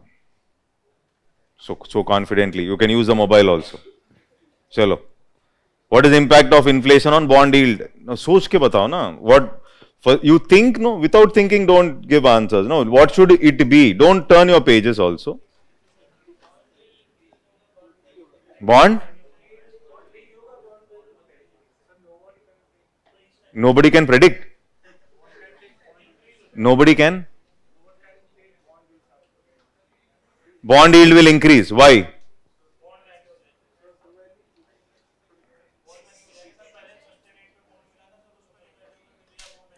No, no, no, wait. See, listen. I'll put it this way. Listen, if there is a 100 rupees bond, it was giving you 10 rupees coupon. Okay, 10 rupees coupon it was giving. Inflation rate in the economy was, let's say, 5%. Okay. No. Wait. Now inflation rate increased to 7 or 8%. 7% or 8%. Okay. And you are selling this bond in the market. Okay. So here he is getting 10 out of 100. 10 out of 100 means he is getting how much percent? 10%. Always yield is the coupon divided by the current price of the bond. Coupon divided by the current price. The current price of the bond is how much now? 100. Now inflation in the economy increased. Instead of 5, inflation became 10. Okay. Now when you are selling this bond, or somebody is issuing a new bond, whatever it is, you are selling your bond, or somebody wants to raise money, raise loan from the market, he is issuing new bonds. Now when he is issuing this bond, he should offer more than 10% or less than 10%? He should offer more than 10%. No, otherwise why will you buy? Are you able to get what I am talking about? Otherwise why will you buy? You will not buy, because inflation is increasing means the value of 10 rupees is going to decrease. So you will expect that you will get more than 10%. Is that clear? Okay. Now, or if you are only selling this bond and somebody knows that there is inflation in the market, you are selling this bond and he knows there's inflation in the market. Earlier inflation was 5% only, you were getting 10 rupees. Now inflation is 8. Okay. Now will he buy from you at 105? He will not buy from you at 105. Okay. He will say, give me this bond at 90. He'll say, give me this bond at 90. Why 105? And so that he will get the same 10 rupees. And because of that, now he will get an yield of 10 by 90. And that will be around something like 11.1. At least he is expecting higher yield. That means when inflation is increasing, yield, there is an impact on the yield. This is yield, no? Are you able to get this? So inflation has an impact on yield. It's not that it doesn't have an impact on yield. So it will have an impact. Inflation is one of the important factors which will have an impact on the yield of the bonds. Okay. Is this clear? Similarly, listen. Okay. Now, similarly, if there are bonds issued by government, not only government, issued by some company in other countries. Okay. Other countries. Suppose there are bonds issued in other countries. Indian entities are issuing bonds in other countries. Generally, they have to issue these bonds in dollars. Generally, you will issue these bonds in dollars, and there are investors in US. You are issuing it in US. Investors in US. People or companies, investors in US. Now they are buying these bonds by paying you dollars. They are buying these bonds by paying what? Dollars. Okay. They will also receive interest in dollars. And they will also receive after the loan period. Let's say this bond is issued for 2 years or 3 years. After the loan period, maturity period, even the principal amount also has to be given to them in dollars. Let's say an Indian company wanted to raise money from US, and this Indian company issued bonds, and generally in a foreign market when you are issuing, you will issue it in foreign currency. Okay. Is there any risk for this Indian company? Is there any risk for this Indian company if it is issuing these bonds in dollars in the foreign country? What is the risk?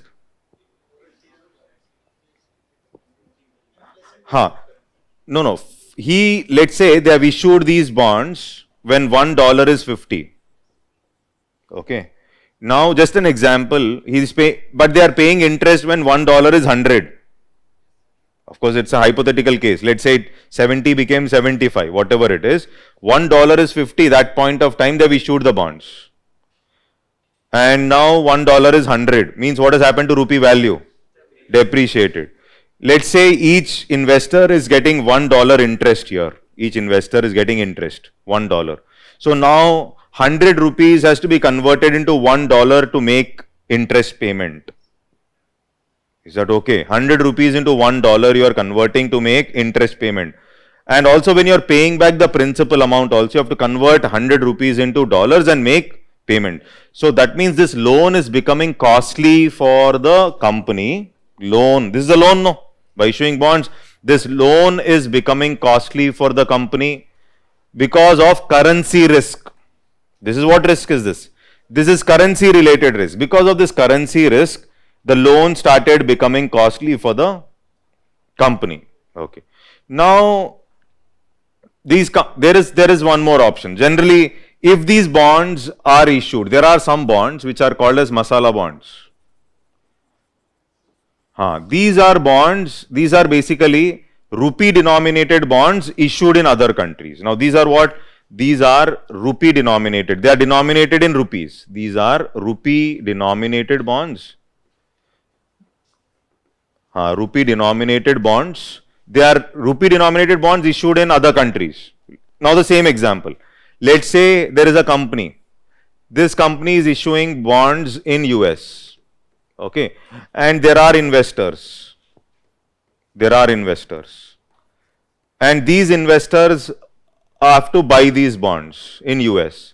If they have to buy these bonds in US, they have to make payments in rupees because it's a rupee denominated bond. Means if they have to buy this bond, they have to make payments in rupees. They will also receive interest in rupees.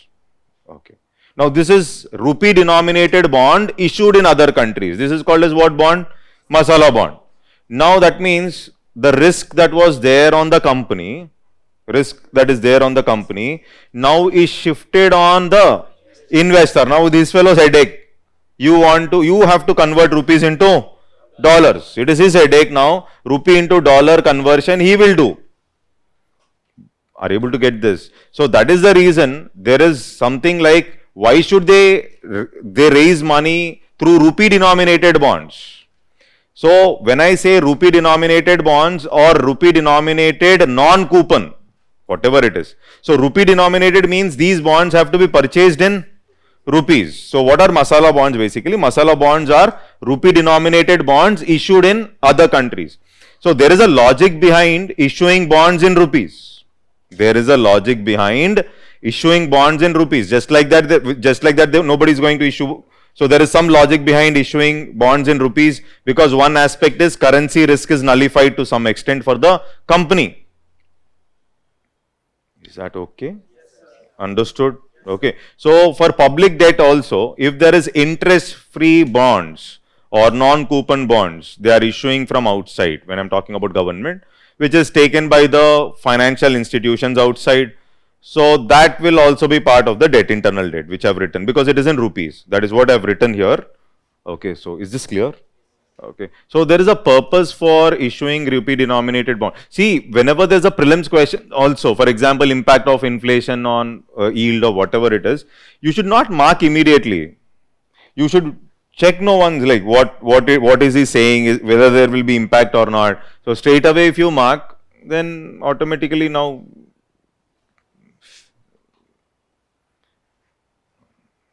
easy questions if you mark wrong, then difficult questions. Difficult means there are some questions which you don't know only. Nobody knows. It's only God can decide, inshallah. Okay, so that is something which will be decided by outside. No, you don't know. But known questions itself you are making mistake. Then finish. Till here, I think it is clear. Public debt. Okay. Masala bond is clear. Okay. If any of that bonds in detail we'll discuss again later. But put the heading public debt. Write down.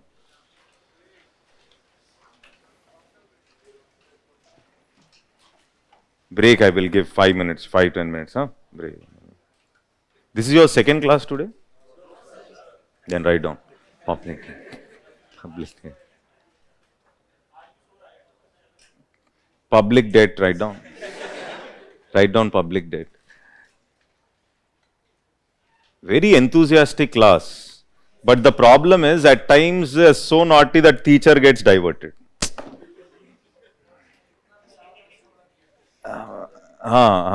Teacher gets diverted in the sense like concentration shifts there. Again I have to bring my awareness back, as if it is like meditation. You know what is meditation? Meditation is bringing your awareness back on what you are doing. That is what is meditation. Okay, fine. Likho. Public debt. Public debt, right? Public debt is the total amount borrowed by the government. Public debt is the total amount borrowed by the government of a country. Borrowed by the government of a country.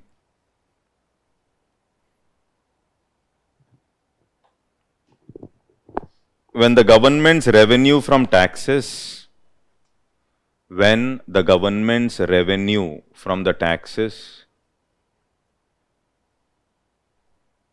other sources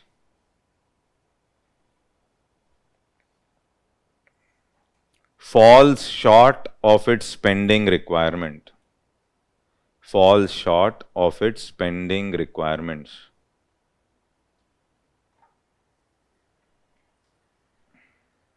Next point. In India, public debt includes the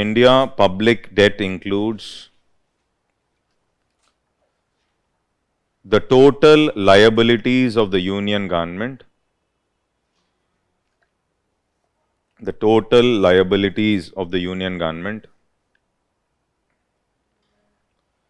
that have to be paid from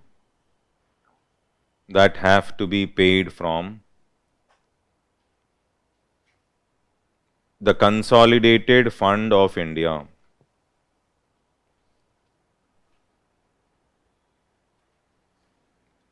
In bracket mention Article 292. Close the bracket. 292. Next paragraph. Public debt can be further classified into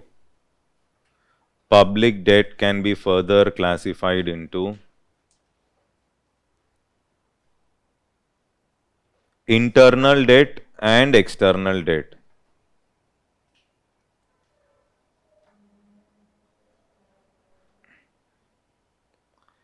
Internal debt is classified into marketable and non-marketable securities. Internal debt is classified into marketable and non-marketable securities.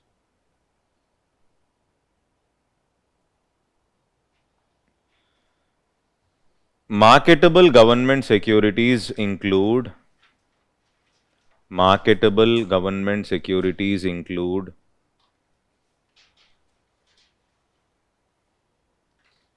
G-Secs and treasury bills,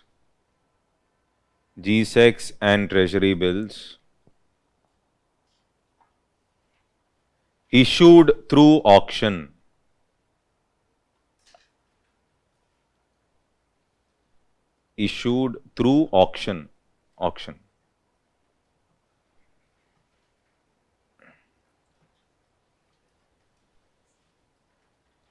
Non-marketable securities include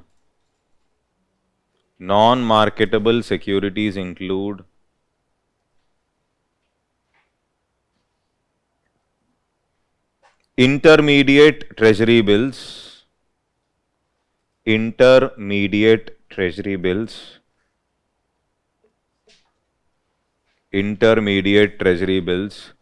issued to state governments,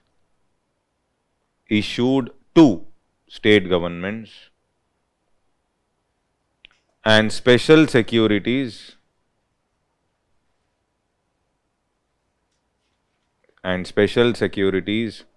issued to National Small Savings Fund.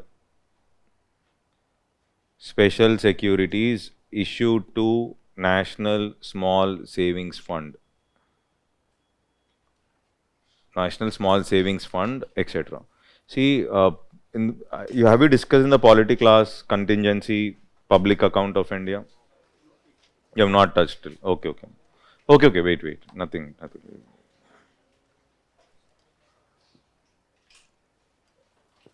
Okay.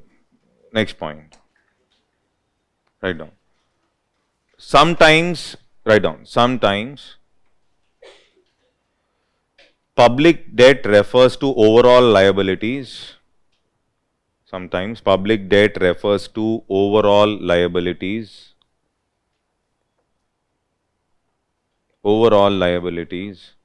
of the central and state governments.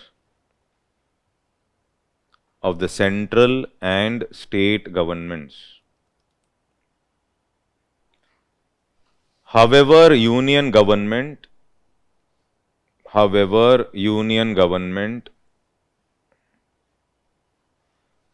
clearly distinguishes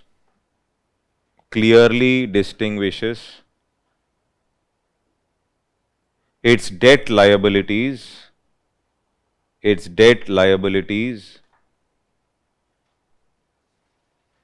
from those of the states.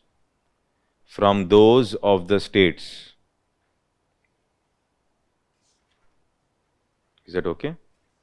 It refers don't write that. Wait. The overall liabilities of center and state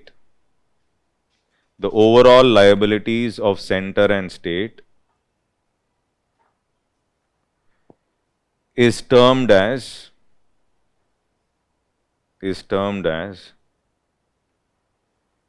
consolidated general government debt.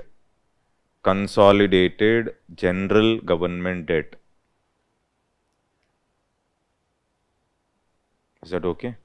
Next point. The internal debt comprises loans, write down. The internal debt comprises loans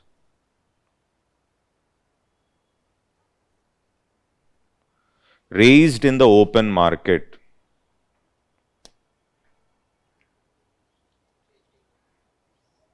Loans raised in the open market. Okay, including borrowings through treasury bills,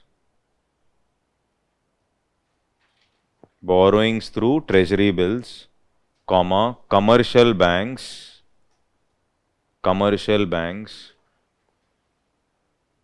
and other investors,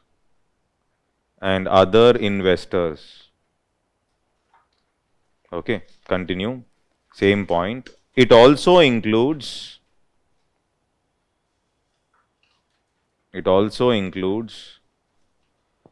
non-interest bearing rupee securities,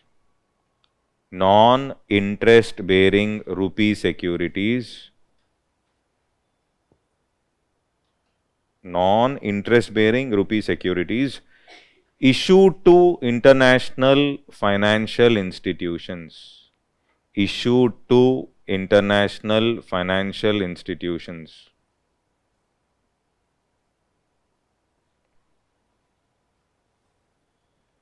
Okay. Issued to international financial institutions. Wait. I'll give you break in 2 minutes. Listen. This is internal debt you have written. Now, one question I've asked you earlier, if you remember, using which of the following procedures government borrows money from commercial banks? Remember? Using which of the following procedures government borrows money from commercial banks? CRR, repo, reverse repo, SLR. These were the options. What is the answer? SLR, because it was involving G-Sec. Okay. Now, because of RBI's functions, debt management functions, RBI is going to perform two functions. One is the debt management function and another one is the regulatory function. Okay, so two functions. Okay. Now, the problem is, what is the problem with respect to RBI's regulatory and debt management function? There are two functions. One is the regulatory function performed by RBI. Okay, and another one is the debt management function. So, this debt management function performed by RBI involves issuing G-Secs or these bills. This is the debt management function. And the regulatory function of RBI involves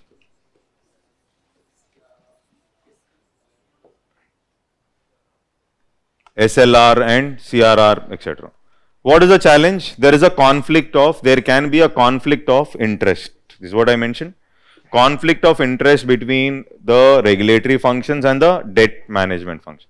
So, what is the meaning of conflict of interest? Tomorrow, RBI, if it is increasing SLR to create demand for G-Secs, this is called as conflict of interest, which is not good. Okay, so therefore, in 2015, they suggested a separate public debt management authority. This public debt management authority should handle the debt functions of the government. That means they were saying this debt management function under RBI should be taken away and be given to this public debt management authority. Okay, so there was a lot of discussion that they will ask a question on this, but therefore UPSC did not ask. Okay, so this public debt management authority, then they said public debt management cell. Since this authority is not in place still, so a public debt management cell will be overviewing the debt management functions of RBI. This is mainly because it is here public debt only. This public debt is what? Government's debt. Public debt means, here we are using the word government's debt. This government's debt is handled by RBI through G-Sec and T-bill. Since there can be a conflict of interest, there was a public debt management authority what was suggested. Okay, and since that authority did not come into existence, you have a public debt management cell. Okay, take a break. Okay, write down.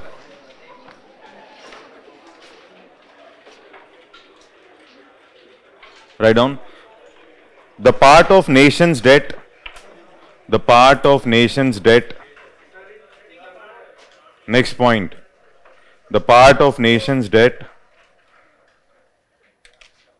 that is borrowed from foreign lenders. That is borrowed from foreign lenders. That is borrowed from foreign lenders, such as commercial banks, comma, governments, comma, international financial institutions, international financial institutions, international financial institutions, is referred to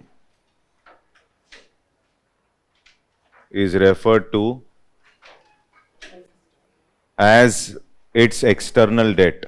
Referred to as its external debt. Is referred to as its external debt. Continue writing.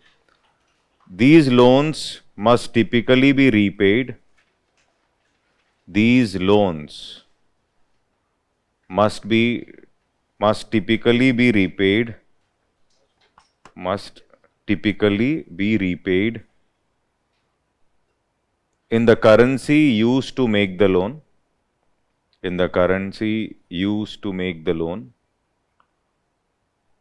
Plus any applicable interest. Any applicable interest. Okay. Next point. Government's debt to GDP ratio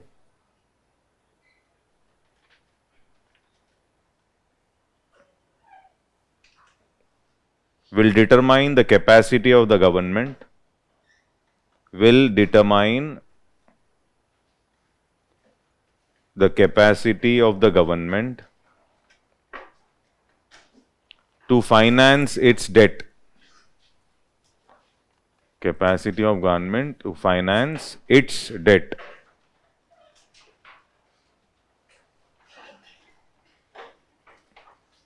Is that okay? Yes. Put the heading public debt management. Public debt management. Public debt management.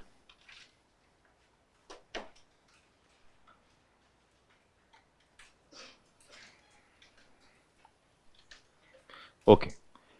Public debt management is a process of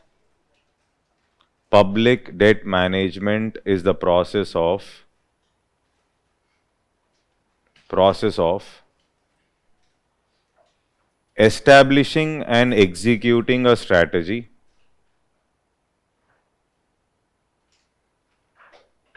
Establishing and executing a strategy for managing the government's debt. For managing the government's debt.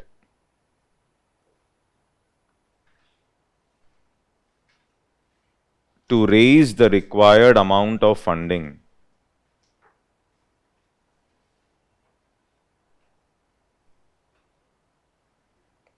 To raise the required amount of funding. Continue. In 2015,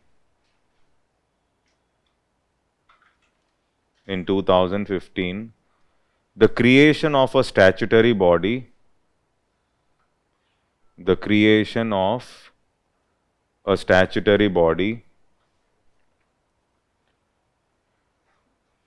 called Public Debt Management Agency. Called Public Debt Management Agency.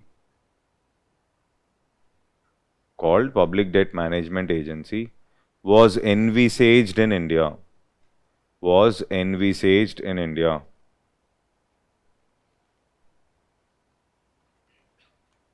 Envisaged in India.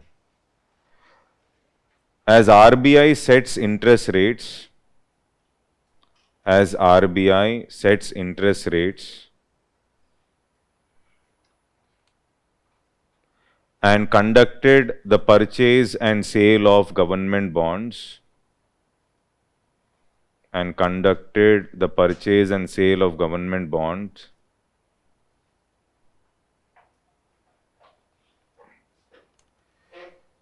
it raised issues of conflict it raised issues of conflict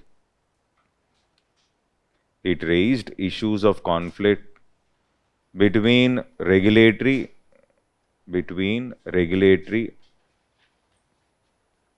and debt management functions of RBI.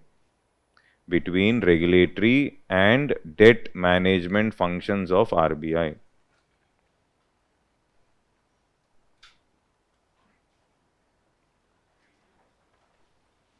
Okay. Is that okay? Write down. A temporary public debt management cell was arranged. A temporary public debt management cell was arranged.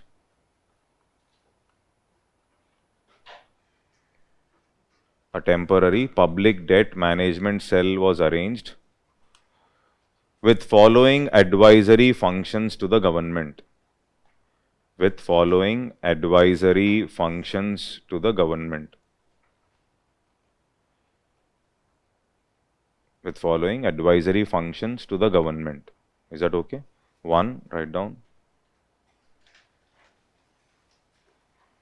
Write down. Monitor cash balances of the government. First point. Monitor cash balances of the government. Comma. Improve cash forecasting. Improve cash forecasting. Forecast.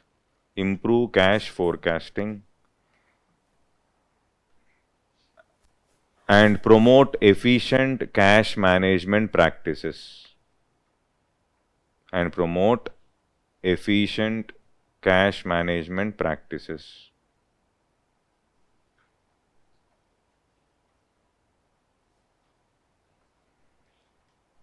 Okay. Next point, write down. Advise on matters related to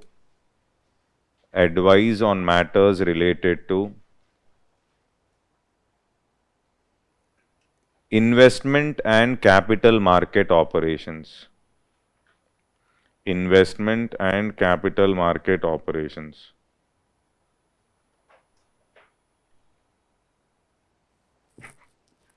Okay. Is that okay? Next point. Undertake research work.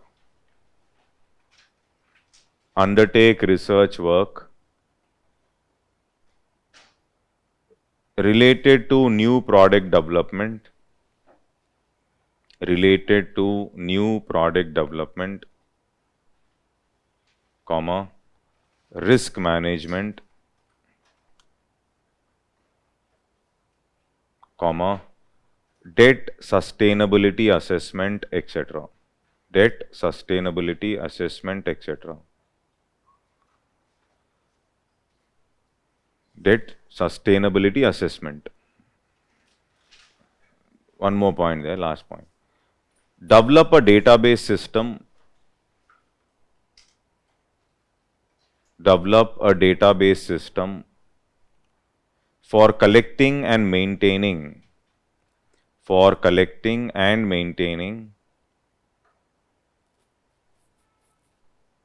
a comprehensive database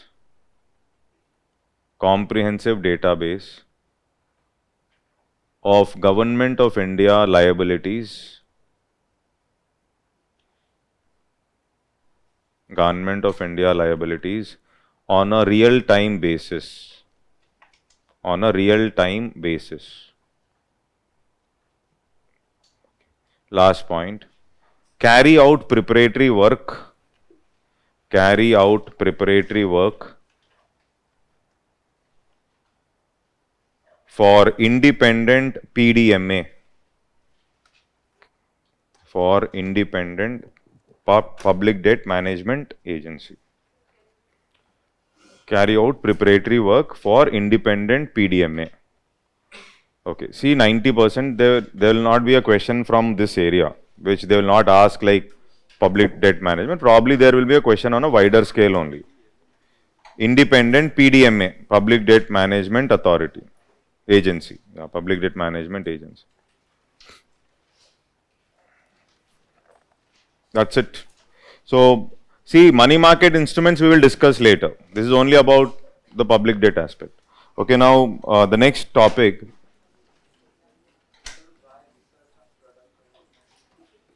Obviously, no, this is risk. That means its risk is also evolving. So, risk is not like constant. No. So, you are identifying the risk. That is the reason. So, there is some research on product development in the sense here it works on risk analysis, etc. Several other things other than the risk analysis also. Okay. See, next topic is infrastructure and infrastructure financing. Infrastructure and infrastructure financing. Now, I told we are doing it this way. No, one topic we will take prelims plus mains, and then subsequently we do a mains topic. And this is a little theoretical chapter, but important for mains. Theoretical chapter again, but important for mains. Okay. Now, what are the things we will look into? What are the things which we will cover in this chapter? The structure of the topic. The first one is obviously importance of infrastructure. First is what is infrastructure? So actually in this topic only there was one question this time asked. Infrastructure investment trust. Okay, infrastructure investment trust. There was something like real estate investment trust. Okay, so in news. So in infrastructure investment trust was asked. Okay, fine. What is infrastructure? Then need for infrastructure. Need for infrastructure.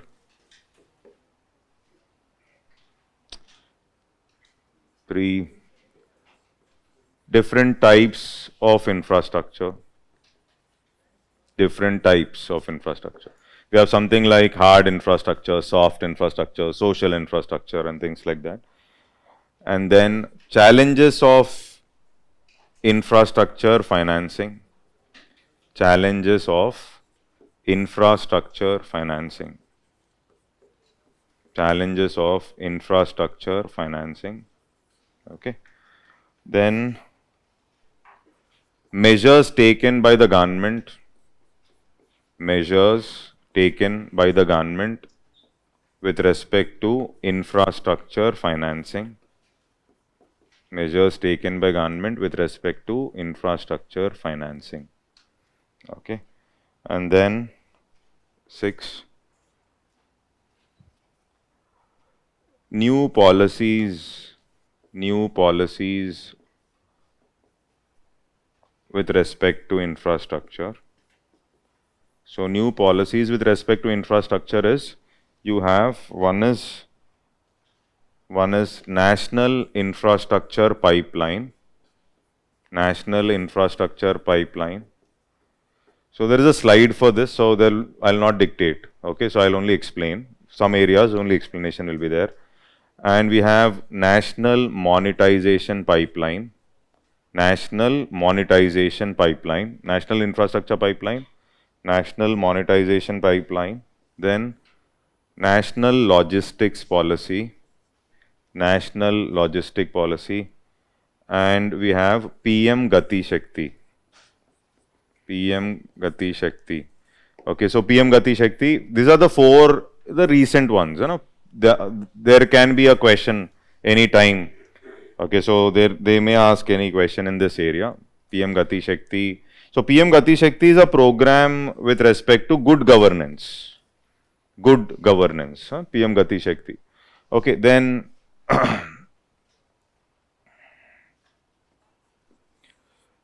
importance of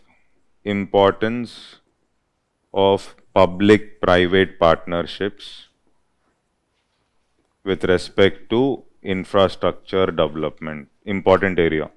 Many mains questions were asked in this area. Many mains questions have come. Importance of PPP. Okay. Then comes different types of PPP models. Different types of PPP models. Okay, somebody was asking PPP investment model. No. So we will be discussing in infrastructure. Okay. So different types of PPP models, and then new PPP models. New PPP models. New PPP models are basically, there are some new models like hybrid annuity model,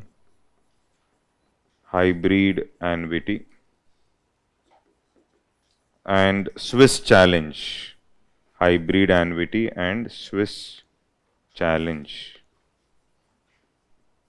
Okay, these are new PPP models which were introduced 2015. Nitin Gadkari introduced hybrid annuity model. Okay, so then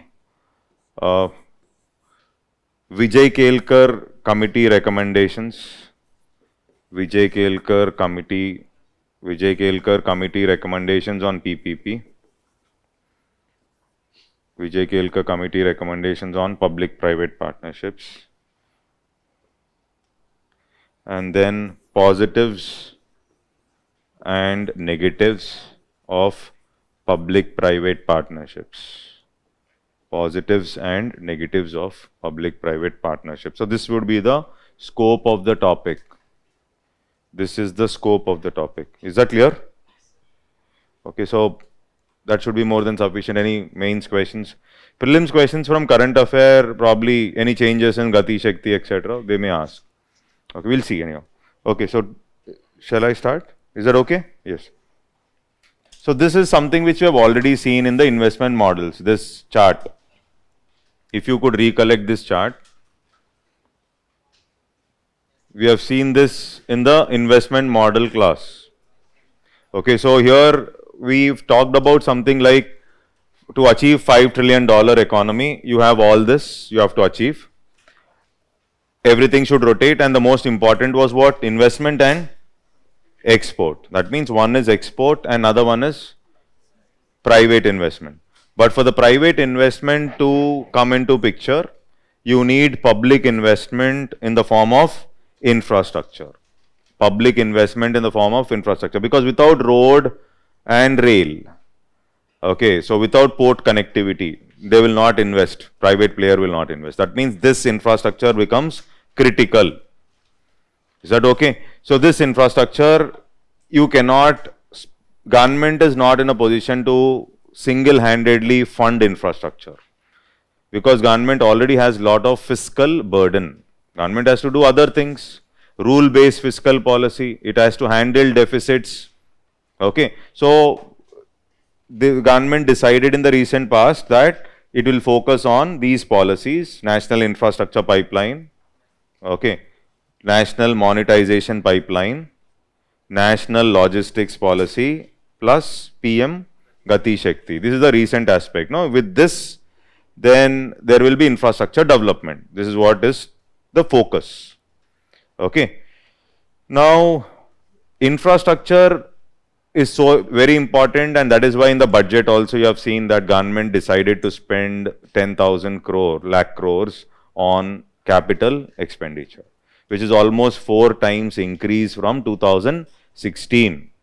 This clearly shows even after COVID, government is very much interested with respect to spending money on capital expenditure. That means there's a direct focus on infrastructure, because infrastructure, I've discussed this, I mentioned this. I said infrastructure will lead to crowding in private investment. Did we? Crowding in private investment. Road of 100 crore will crowd in industries of, I said, because this road is there, they are setting up this industry worth maybe 500 crores. This is called as what? Crowding in effect. Crowding in effect. And because of the road and industries being set up, infrastructure always has positive externalities. Schools will develop, colleges will develop, hospitals will develop. This is something called as the social infrastructure. So social infrastructure is very much essential for human capital development. So social infrastructure will develop. This is a positive externality. Then because of all this, jobs will get created. I'm going fast because already I've drawn this earlier. Okay, jobs will get created. And because jobs get created, incomes of people is going to increase. If income is increasing, you're able to handle poverty, reduce poverty. That means infrastructure not only focuses on economic growth, but also on economic development, or focuses on inclusiveness or inclusive growth. This is the understanding here. Okay, so poverty got reduced. Now, because of all these, because of all this, there is a multiplier effect on GDP. Multiplier effect on GDP. That means 100 crores you have spent on road, GDP may increase by 1100 crores. This is what is called as multiplier effect. So, what are the benefits of infrastructure? First benefit, infrastructure leads to crowding in private investment. Is that okay? Second benefit is infrastructure leads to positive externalities like building of schools or maybe hospitals, leading to increase in social infrastructure.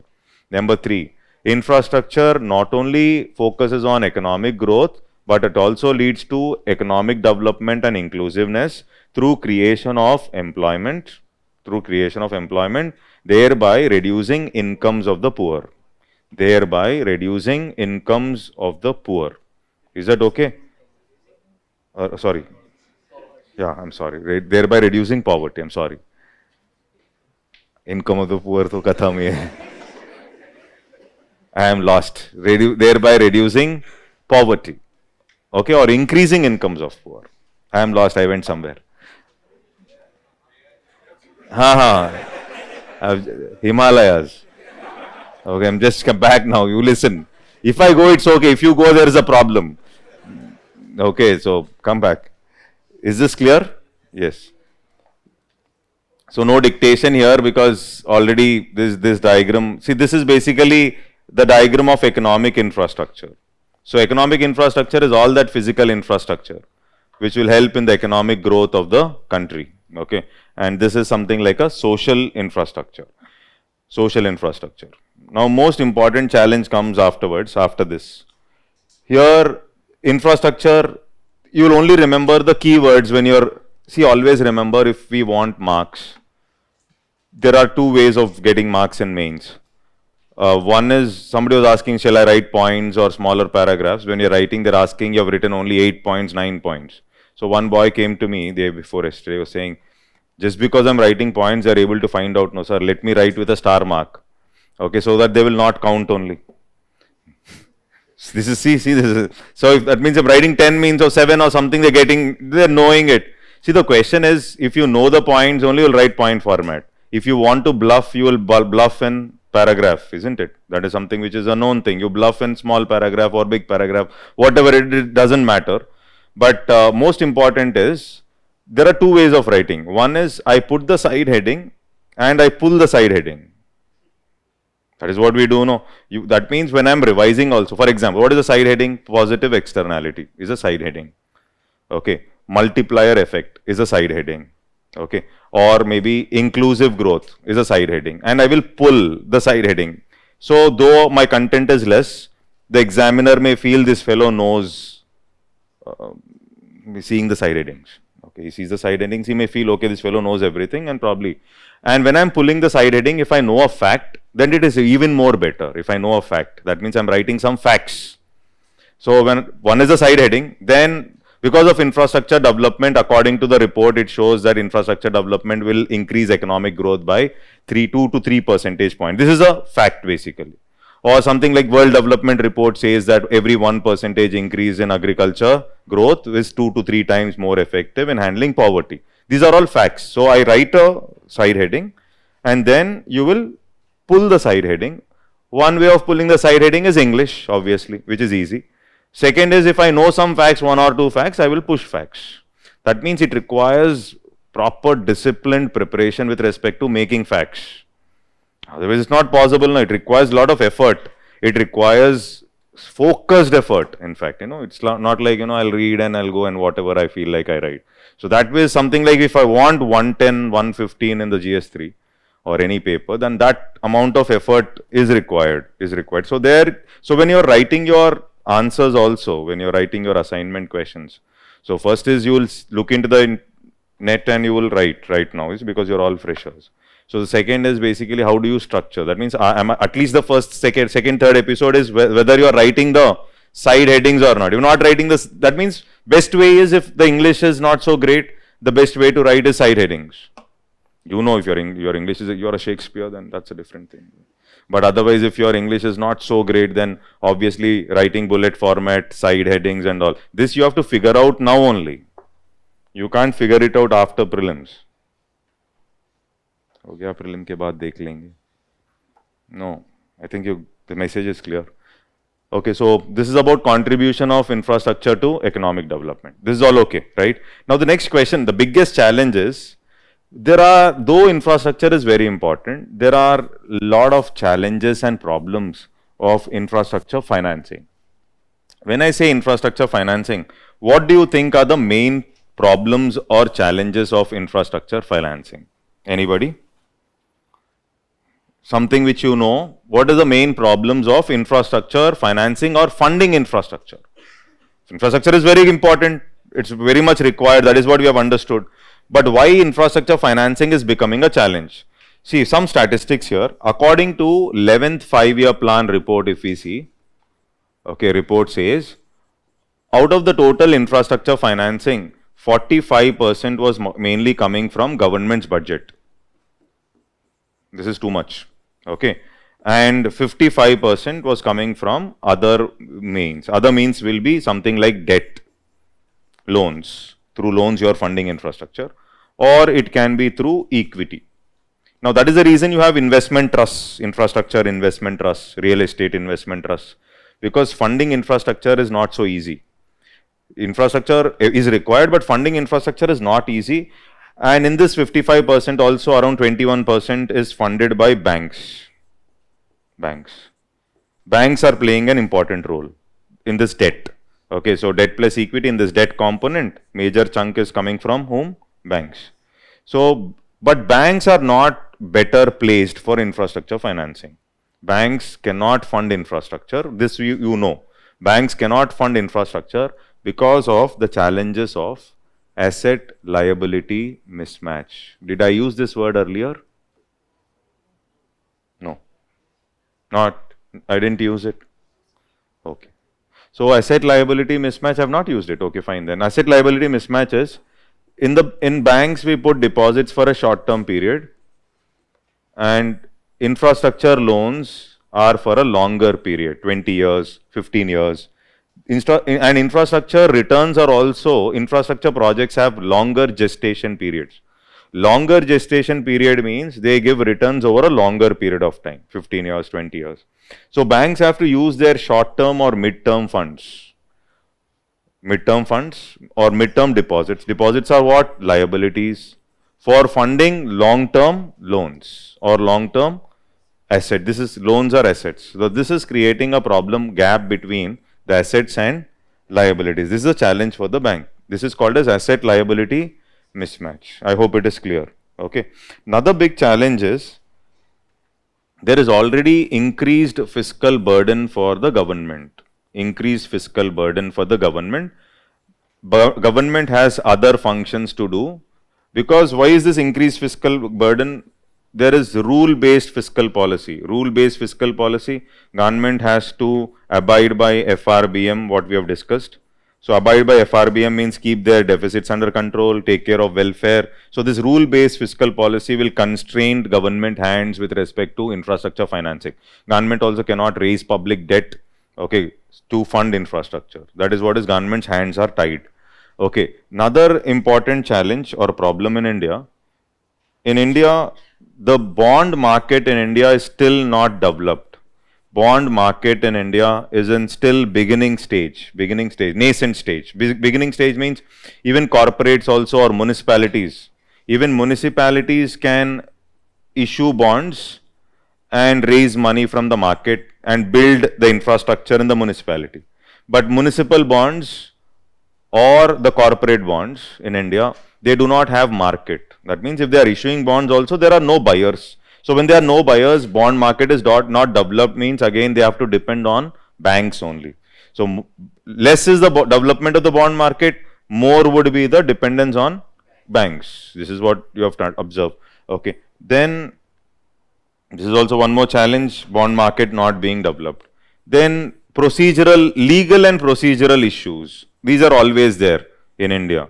Legal and procedural issues. In India, the biggest challenge is stalling of projects. Stalling of projects means you come up with a project, bigger project, and it maybe the project is a long-term project, 10 years, 15 years. After 5 years, suddenly the project may be stalled. Whatever may be the reason. Reason can be anything. Reason can be environmental ministry's intervention, or reason can be something else. This is called a stalling of projects. So land acquisition related issues, when you're coming up with infrastructure projects, there are issues with respect to procedures and land acquisition. So regulation related troubles are also there. So when there is a challenge of regulation, etc., they use the word called regulatory cholesterol. So this regulatory cholesterol means excessive control of the government. Excessive control of the government. Government is excessively controlling the operations of infrastructure. This is called as regulatory cholesterol. That means here legal and procedural issues are always there. Okay. Another important aspect is if I have to observe insurance companies, or the pension fund companies, insurance and pension fund companies, these are better placed to give loans to infrastructure. That means they can invest into infrastructure. Why? Because they do not have, these companies do not have the problem of asset liability mismatch. Why? Because if you're taking insurance, you put money into insurance for a long-term period, isn't it? When you're putting money into insurance, it is something happens to you after 30 years, 40 years, that money will be used. That means whenever we put money into pension fund or insurance companies, it is for a long-term period. So when you're putting money into a long-term institution, these companies are better placed for investing into infrastructure in comparison to banks. This is what I mean. But at the same time, IRDA regulations are there. IRDA guidelines are there. IRDA, regulatory body, Insurance Regulatory Development Authority.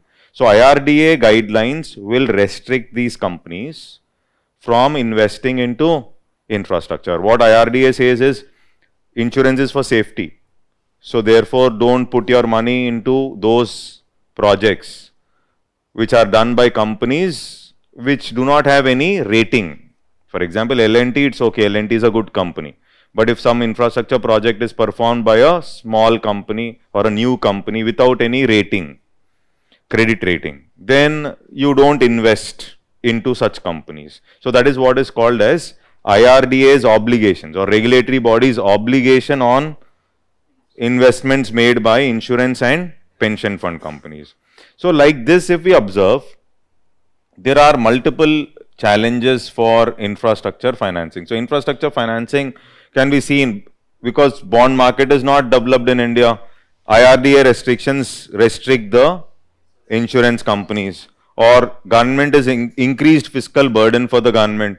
After 2008, ECB movement also reduced. ECB, external commercial borrowings. Okay, so corporates can borrow, take loans for capital purpose. Okay, so that was also, then for the banks, there are challenges, asset liability mismatch, and then there are administrative issues also. It can include legal issues, okay, and several other issues. Is this clear? Okay. Now, what government was trying to say is, government said, since there are several problems, we will come up with certain mechanisms to boost infrastructure. So earlier, last 10 years, they have come up with several measures and policies like public-private partnerships, etc. All that. I'll talk about it after 5 minutes. But the most important of all is obviously National Infrastructure Pipeline. Now, why is this National Infrastructure Pipeline so very significant is because government said by 2020 to 2025, you want to achieve $5 trillion, got postponed, no? $5 trillion economy. And to achieve this $5 trillion economy, you need what? Infrastructure. So government said using National Infrastructure Pipeline project between 2020 to 25, we will be able to pump 111 lakh crores into infrastructure for 9,000 projects. So it means 111 lakh crores we will be pushing in Maybe we'll push it through private assistance also, but 111 lakh crores will be infused into 9,000 projects under national infrastructure pipeline. This will help in reaching the $5 trillion. This will help in reaching the $5 trillion. Now, this 111 lakh crores being pushed into 9,000 projects, this 9,000 projects can be both greenfield projects as well as brownfield, both greenfield as well as brownfield. When I say greenfield is something you are starting a project from beginning, from scratch.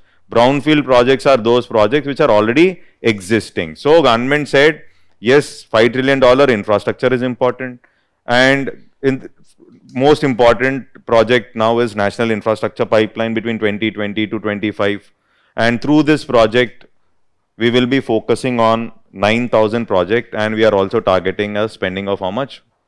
111 lakh crore. Don't think it will be pushed by government only. Okay, 111 lakh crore into 9,000 projects. This 9,000 projects will be both greenfield plus brownfield. Okay, this is what government was clear on this. Now, for this earlier also, government came up with several measures. That means before National Infrastructure Pipeline, government would have taken several other measures as well. So, what were the main measures taken by government? Till here, is it clear? Okay. So, what are the main measures taken by government in the recent past? Before we look into this, government said in this 111 lakh crores which we have to raise. So, government said National Infrastructure Pipeline, very important project. So, through this we will fund, we will focus on 9,000 projects. This will be both greenfield plus brownfield. So, greenfield plus brownfield, that is okay. And 111 lakh crore, okay, huge amount. So, government was saying we will have to come up with some innovative method for raising money for this. It's not easy, no. How do you raise money for so much of money? And there should be some innovative thought, and that innovative thought, government said, is through National Monetization Pipeline. National Monetization Pipeline. This is an innovative thought which government was talking about. Through this, we will at least raise 6 lakh crores. At least raise 6 lakh crores for this projects. Through this, we will raise 111 lakh. In this 6 lakh crores, we will try to raise through National Monetization Pipeline. Okay. Now, what does this monetization mean? What does monetization mean? Anybody? What is monetization? What is the meaning of monetization?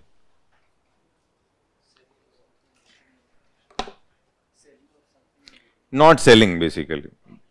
You're not selling. See, selling is different. Selling means government is selling off its assets. No disinvestment here. Monetization means you're not selling. You're monetizing your asset. You're monetizing your asset. Okay. Let's say you have an asset, or let's say government has some asset. This asset is not sold by the government. This is what is the logic of monetization policy. For example, government has ports, airports, whatever it is. Okay. So, government will monetize this asset. That means government will give these airports or ports to the private players. Private players will use the government's assets, okay, and generate revenue. From that revenue, they are going to pay some money to the government, and from that money which government is getting, government will spend that money into new projects. Government will spend that money into greenfield projects. That means you're monetizing your existing assets, or you are getting money from your earlier brownfield projects, which are idle and government is not using them much. So, you are not selling it off, you are giving it to the private player for operations, etc. You are monetizing, and you are generating money from there, and that money you will be using it for building new infrastructure. That is the new greenfield. This is what is called as National Monetization Pipeline. Is that clear, everybody? Okay, so national infrastructure, and then National Monetization Pipeline, infrastructure pipeline and monetization pipeline. I hope it is clear. Okay. So before this also, for infrastructure financing specifically, government has taken several measures for financing infrastructure. The first and the foremost thing government wanted to do is focusing on public-private partnerships, focusing on PPP, focusing on public-private partnership, focusing on PPP. So why PPP? Why public-private partnership? Is because what is the benefit of PPP? It helps in risk sharing. It helps in risk sharing, risk as well as revenue both. It helps in risk as well as revenue sharing. So government has a lot of fiscal burden, so government cannot manage everything, and therefore public-private partnership. So this was one aspect which they wanted to focus. Very important area for funding infrastructure.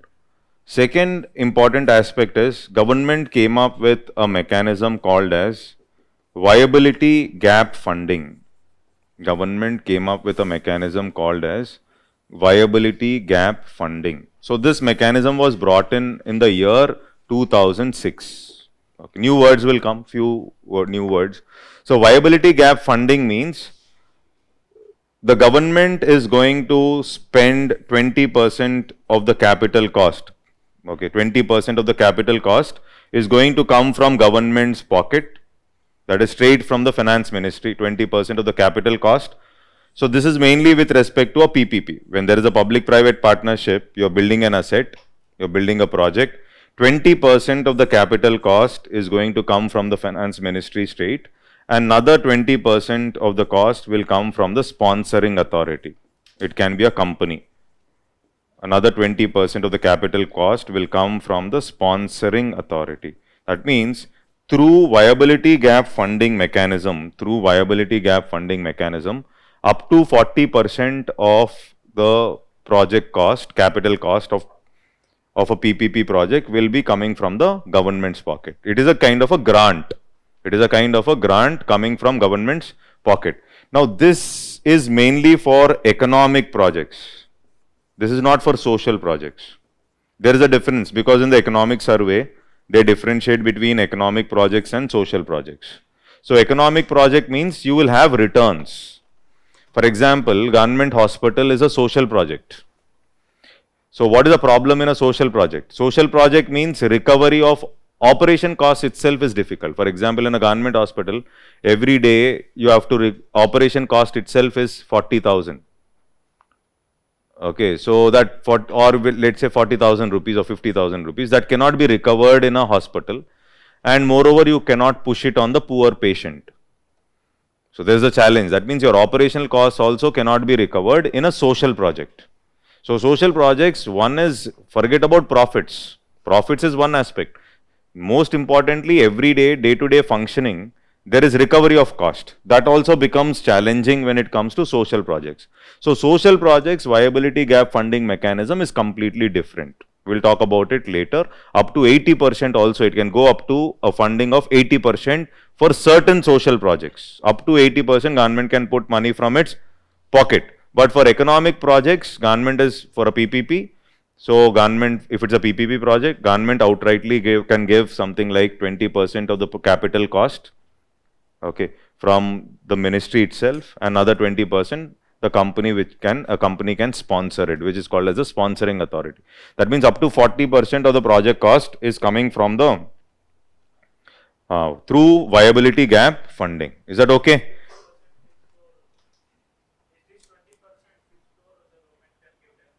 No, 20% is fixed under viability gap. This is a mechanism, no? Viability gap mechanism. Under viability gap funding mechanism, it's a mechanism which is clearly stated that for PPP projects, government can give up to 40% of the capital cost for economic projects. That is mentioned. Is that clear? Okay. Then one more point and then we will write. Earlier, they came up with something like infrastructure debt fund companies. Now we are talking about investment trusts. Okay, now earlier also there was this model which is called as coming up with infrastructure debt fund companies. What is this infrastructure debt fund? So since infrastructure financing is difficult, group of companies, the group of financial companies can come up and set up a company. For example, let's say Bank of Baroda, LIC, group of institutions have come up and they have set up an infrastructure debt fund company. It's a separate entity, a company. Okay, what is the purpose of this company? To fund long-term infrastructure projects. Long-term infrastructure projects like the metro rail project. Long-term infrastructure projects like the metro rail project, mainly to fund long-term infrastructure projects like the metro rail. Now, this infrastructure debt fund company is an independent entity which can raise money from the market. It will raise loans, raise money from the market. It can raise money from within the country, that is Indian entities, or it can also raise money from the foreign entities. Both ways, raise money from the market. So, it raises money and then it lends to this metro rail project. So, obviously, this project, let's say this project is handled by L&T. Okay, so L&T is going to pay some interest. Okay, from this interest, okay, some dividend, whatever it is paid to the foreign player or the Indian player. Okay, now this money which it is paying, earlier there was a tax called as withholding tax. Withholding tax. Now this was what they asked, dividends will be taxed or not taxed. Even with respect to investment trust, everything will be taxed. Okay, so withholding tax means at the source, let's say, suppose to this foreign company, if 100 rupees is given to the foreign company, earlier at this source, the withholding tax was 20%. Tax was 20%. It means 20 rupees is deducted, and 80 rupees is given to the company. This is what is withholding tax.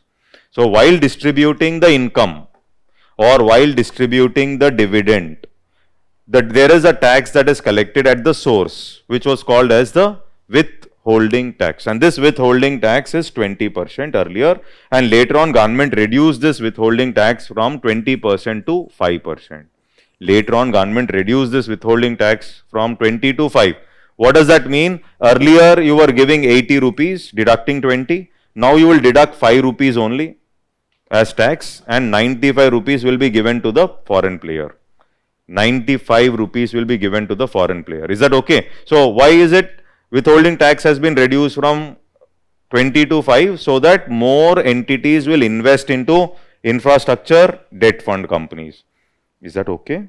Okay, now infrastructure debt fund companies, now the logic of investment trust is also similarly, it works like this only.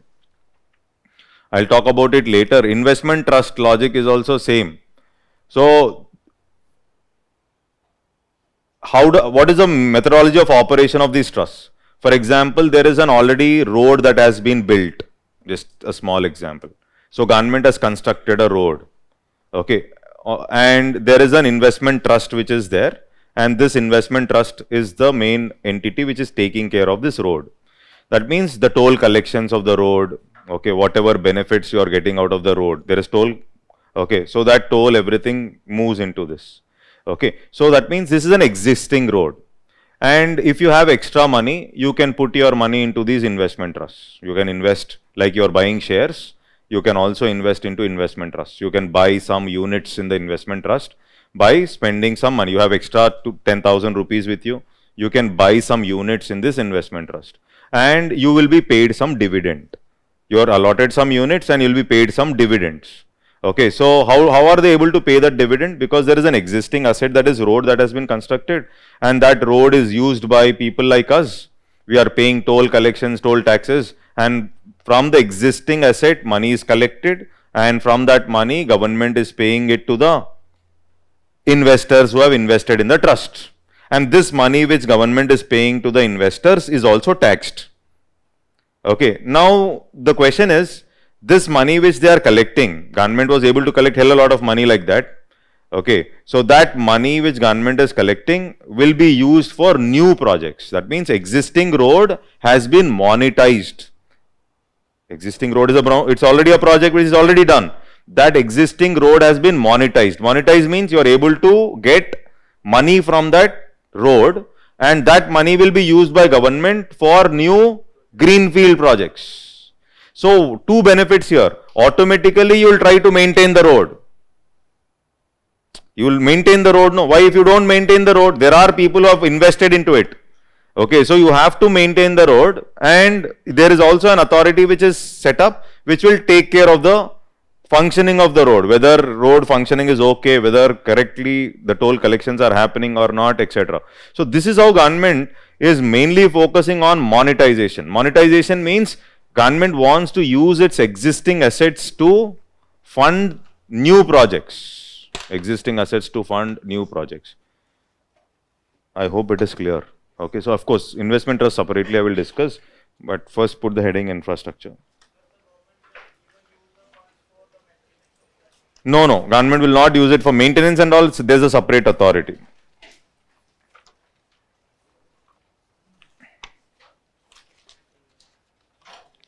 Put the heading infrastructure, write down. It is a set of basic physical systems. It is the set of basic physical systems of a business. It is a set of basic physical systems of a business, comma, region, basic physical systems of a business, comma, region or nation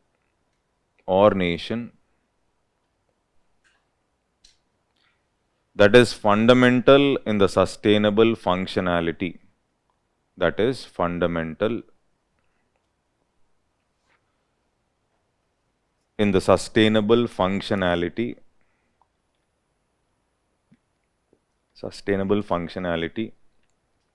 of the very entity itself, very entity itself. Entity can be nation, region, whatever it is. Very entity itself. That is. These are basic facilities.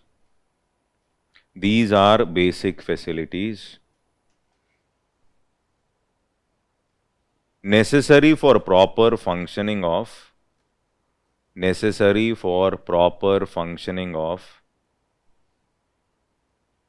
an economy and society. Proper functioning of an economy and society. Is that okay? I am not dictating that positive externalities, benefits and all, it is there in the slide. So, we will not write what is there in the slide. So, next put the heading different types of infrastructure. So, different types of infrastructure. First one, social infrastructure.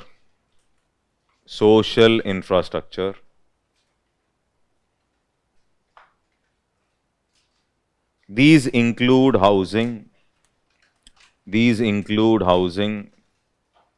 comma, health, comma, education, etc. Housing, comma, health, comma, education, etc. Then put the heading economic infrastructure. Write down. This refers to a set of fundamental structures.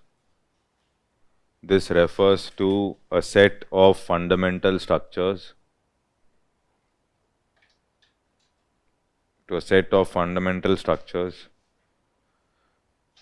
Which support the process of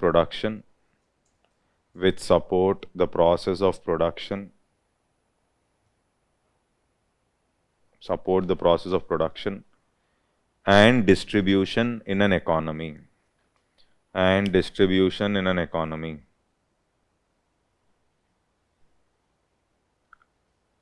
Example, transportation, comma, power,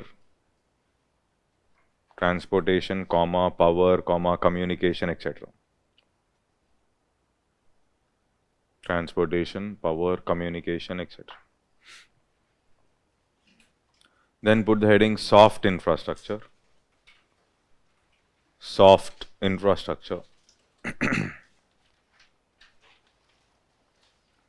It refers to infrastructure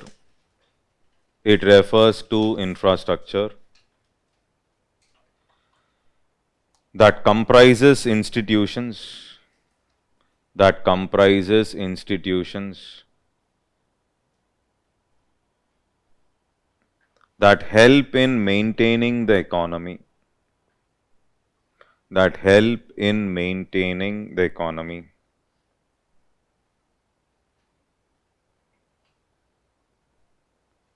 They include the delivery of certain essential services. They include the delivery of certain essential services, certain essential services to the population. Essential services to the population. Continue. Human capital usually forms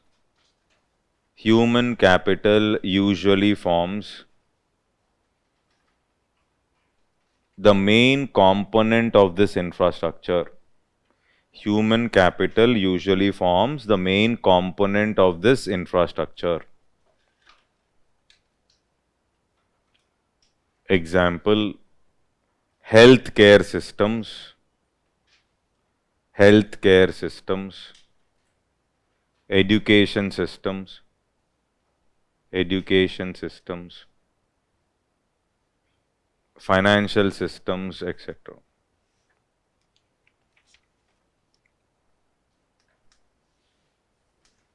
Last one, hard infrastructure.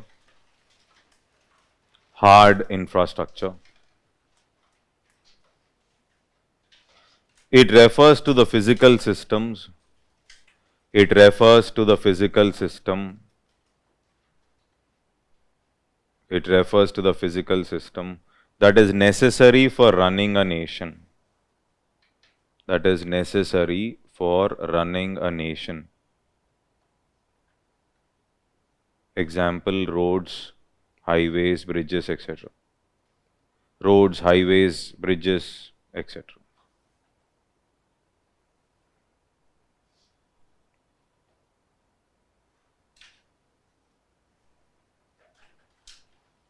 Okay, that's it. We'll stop here.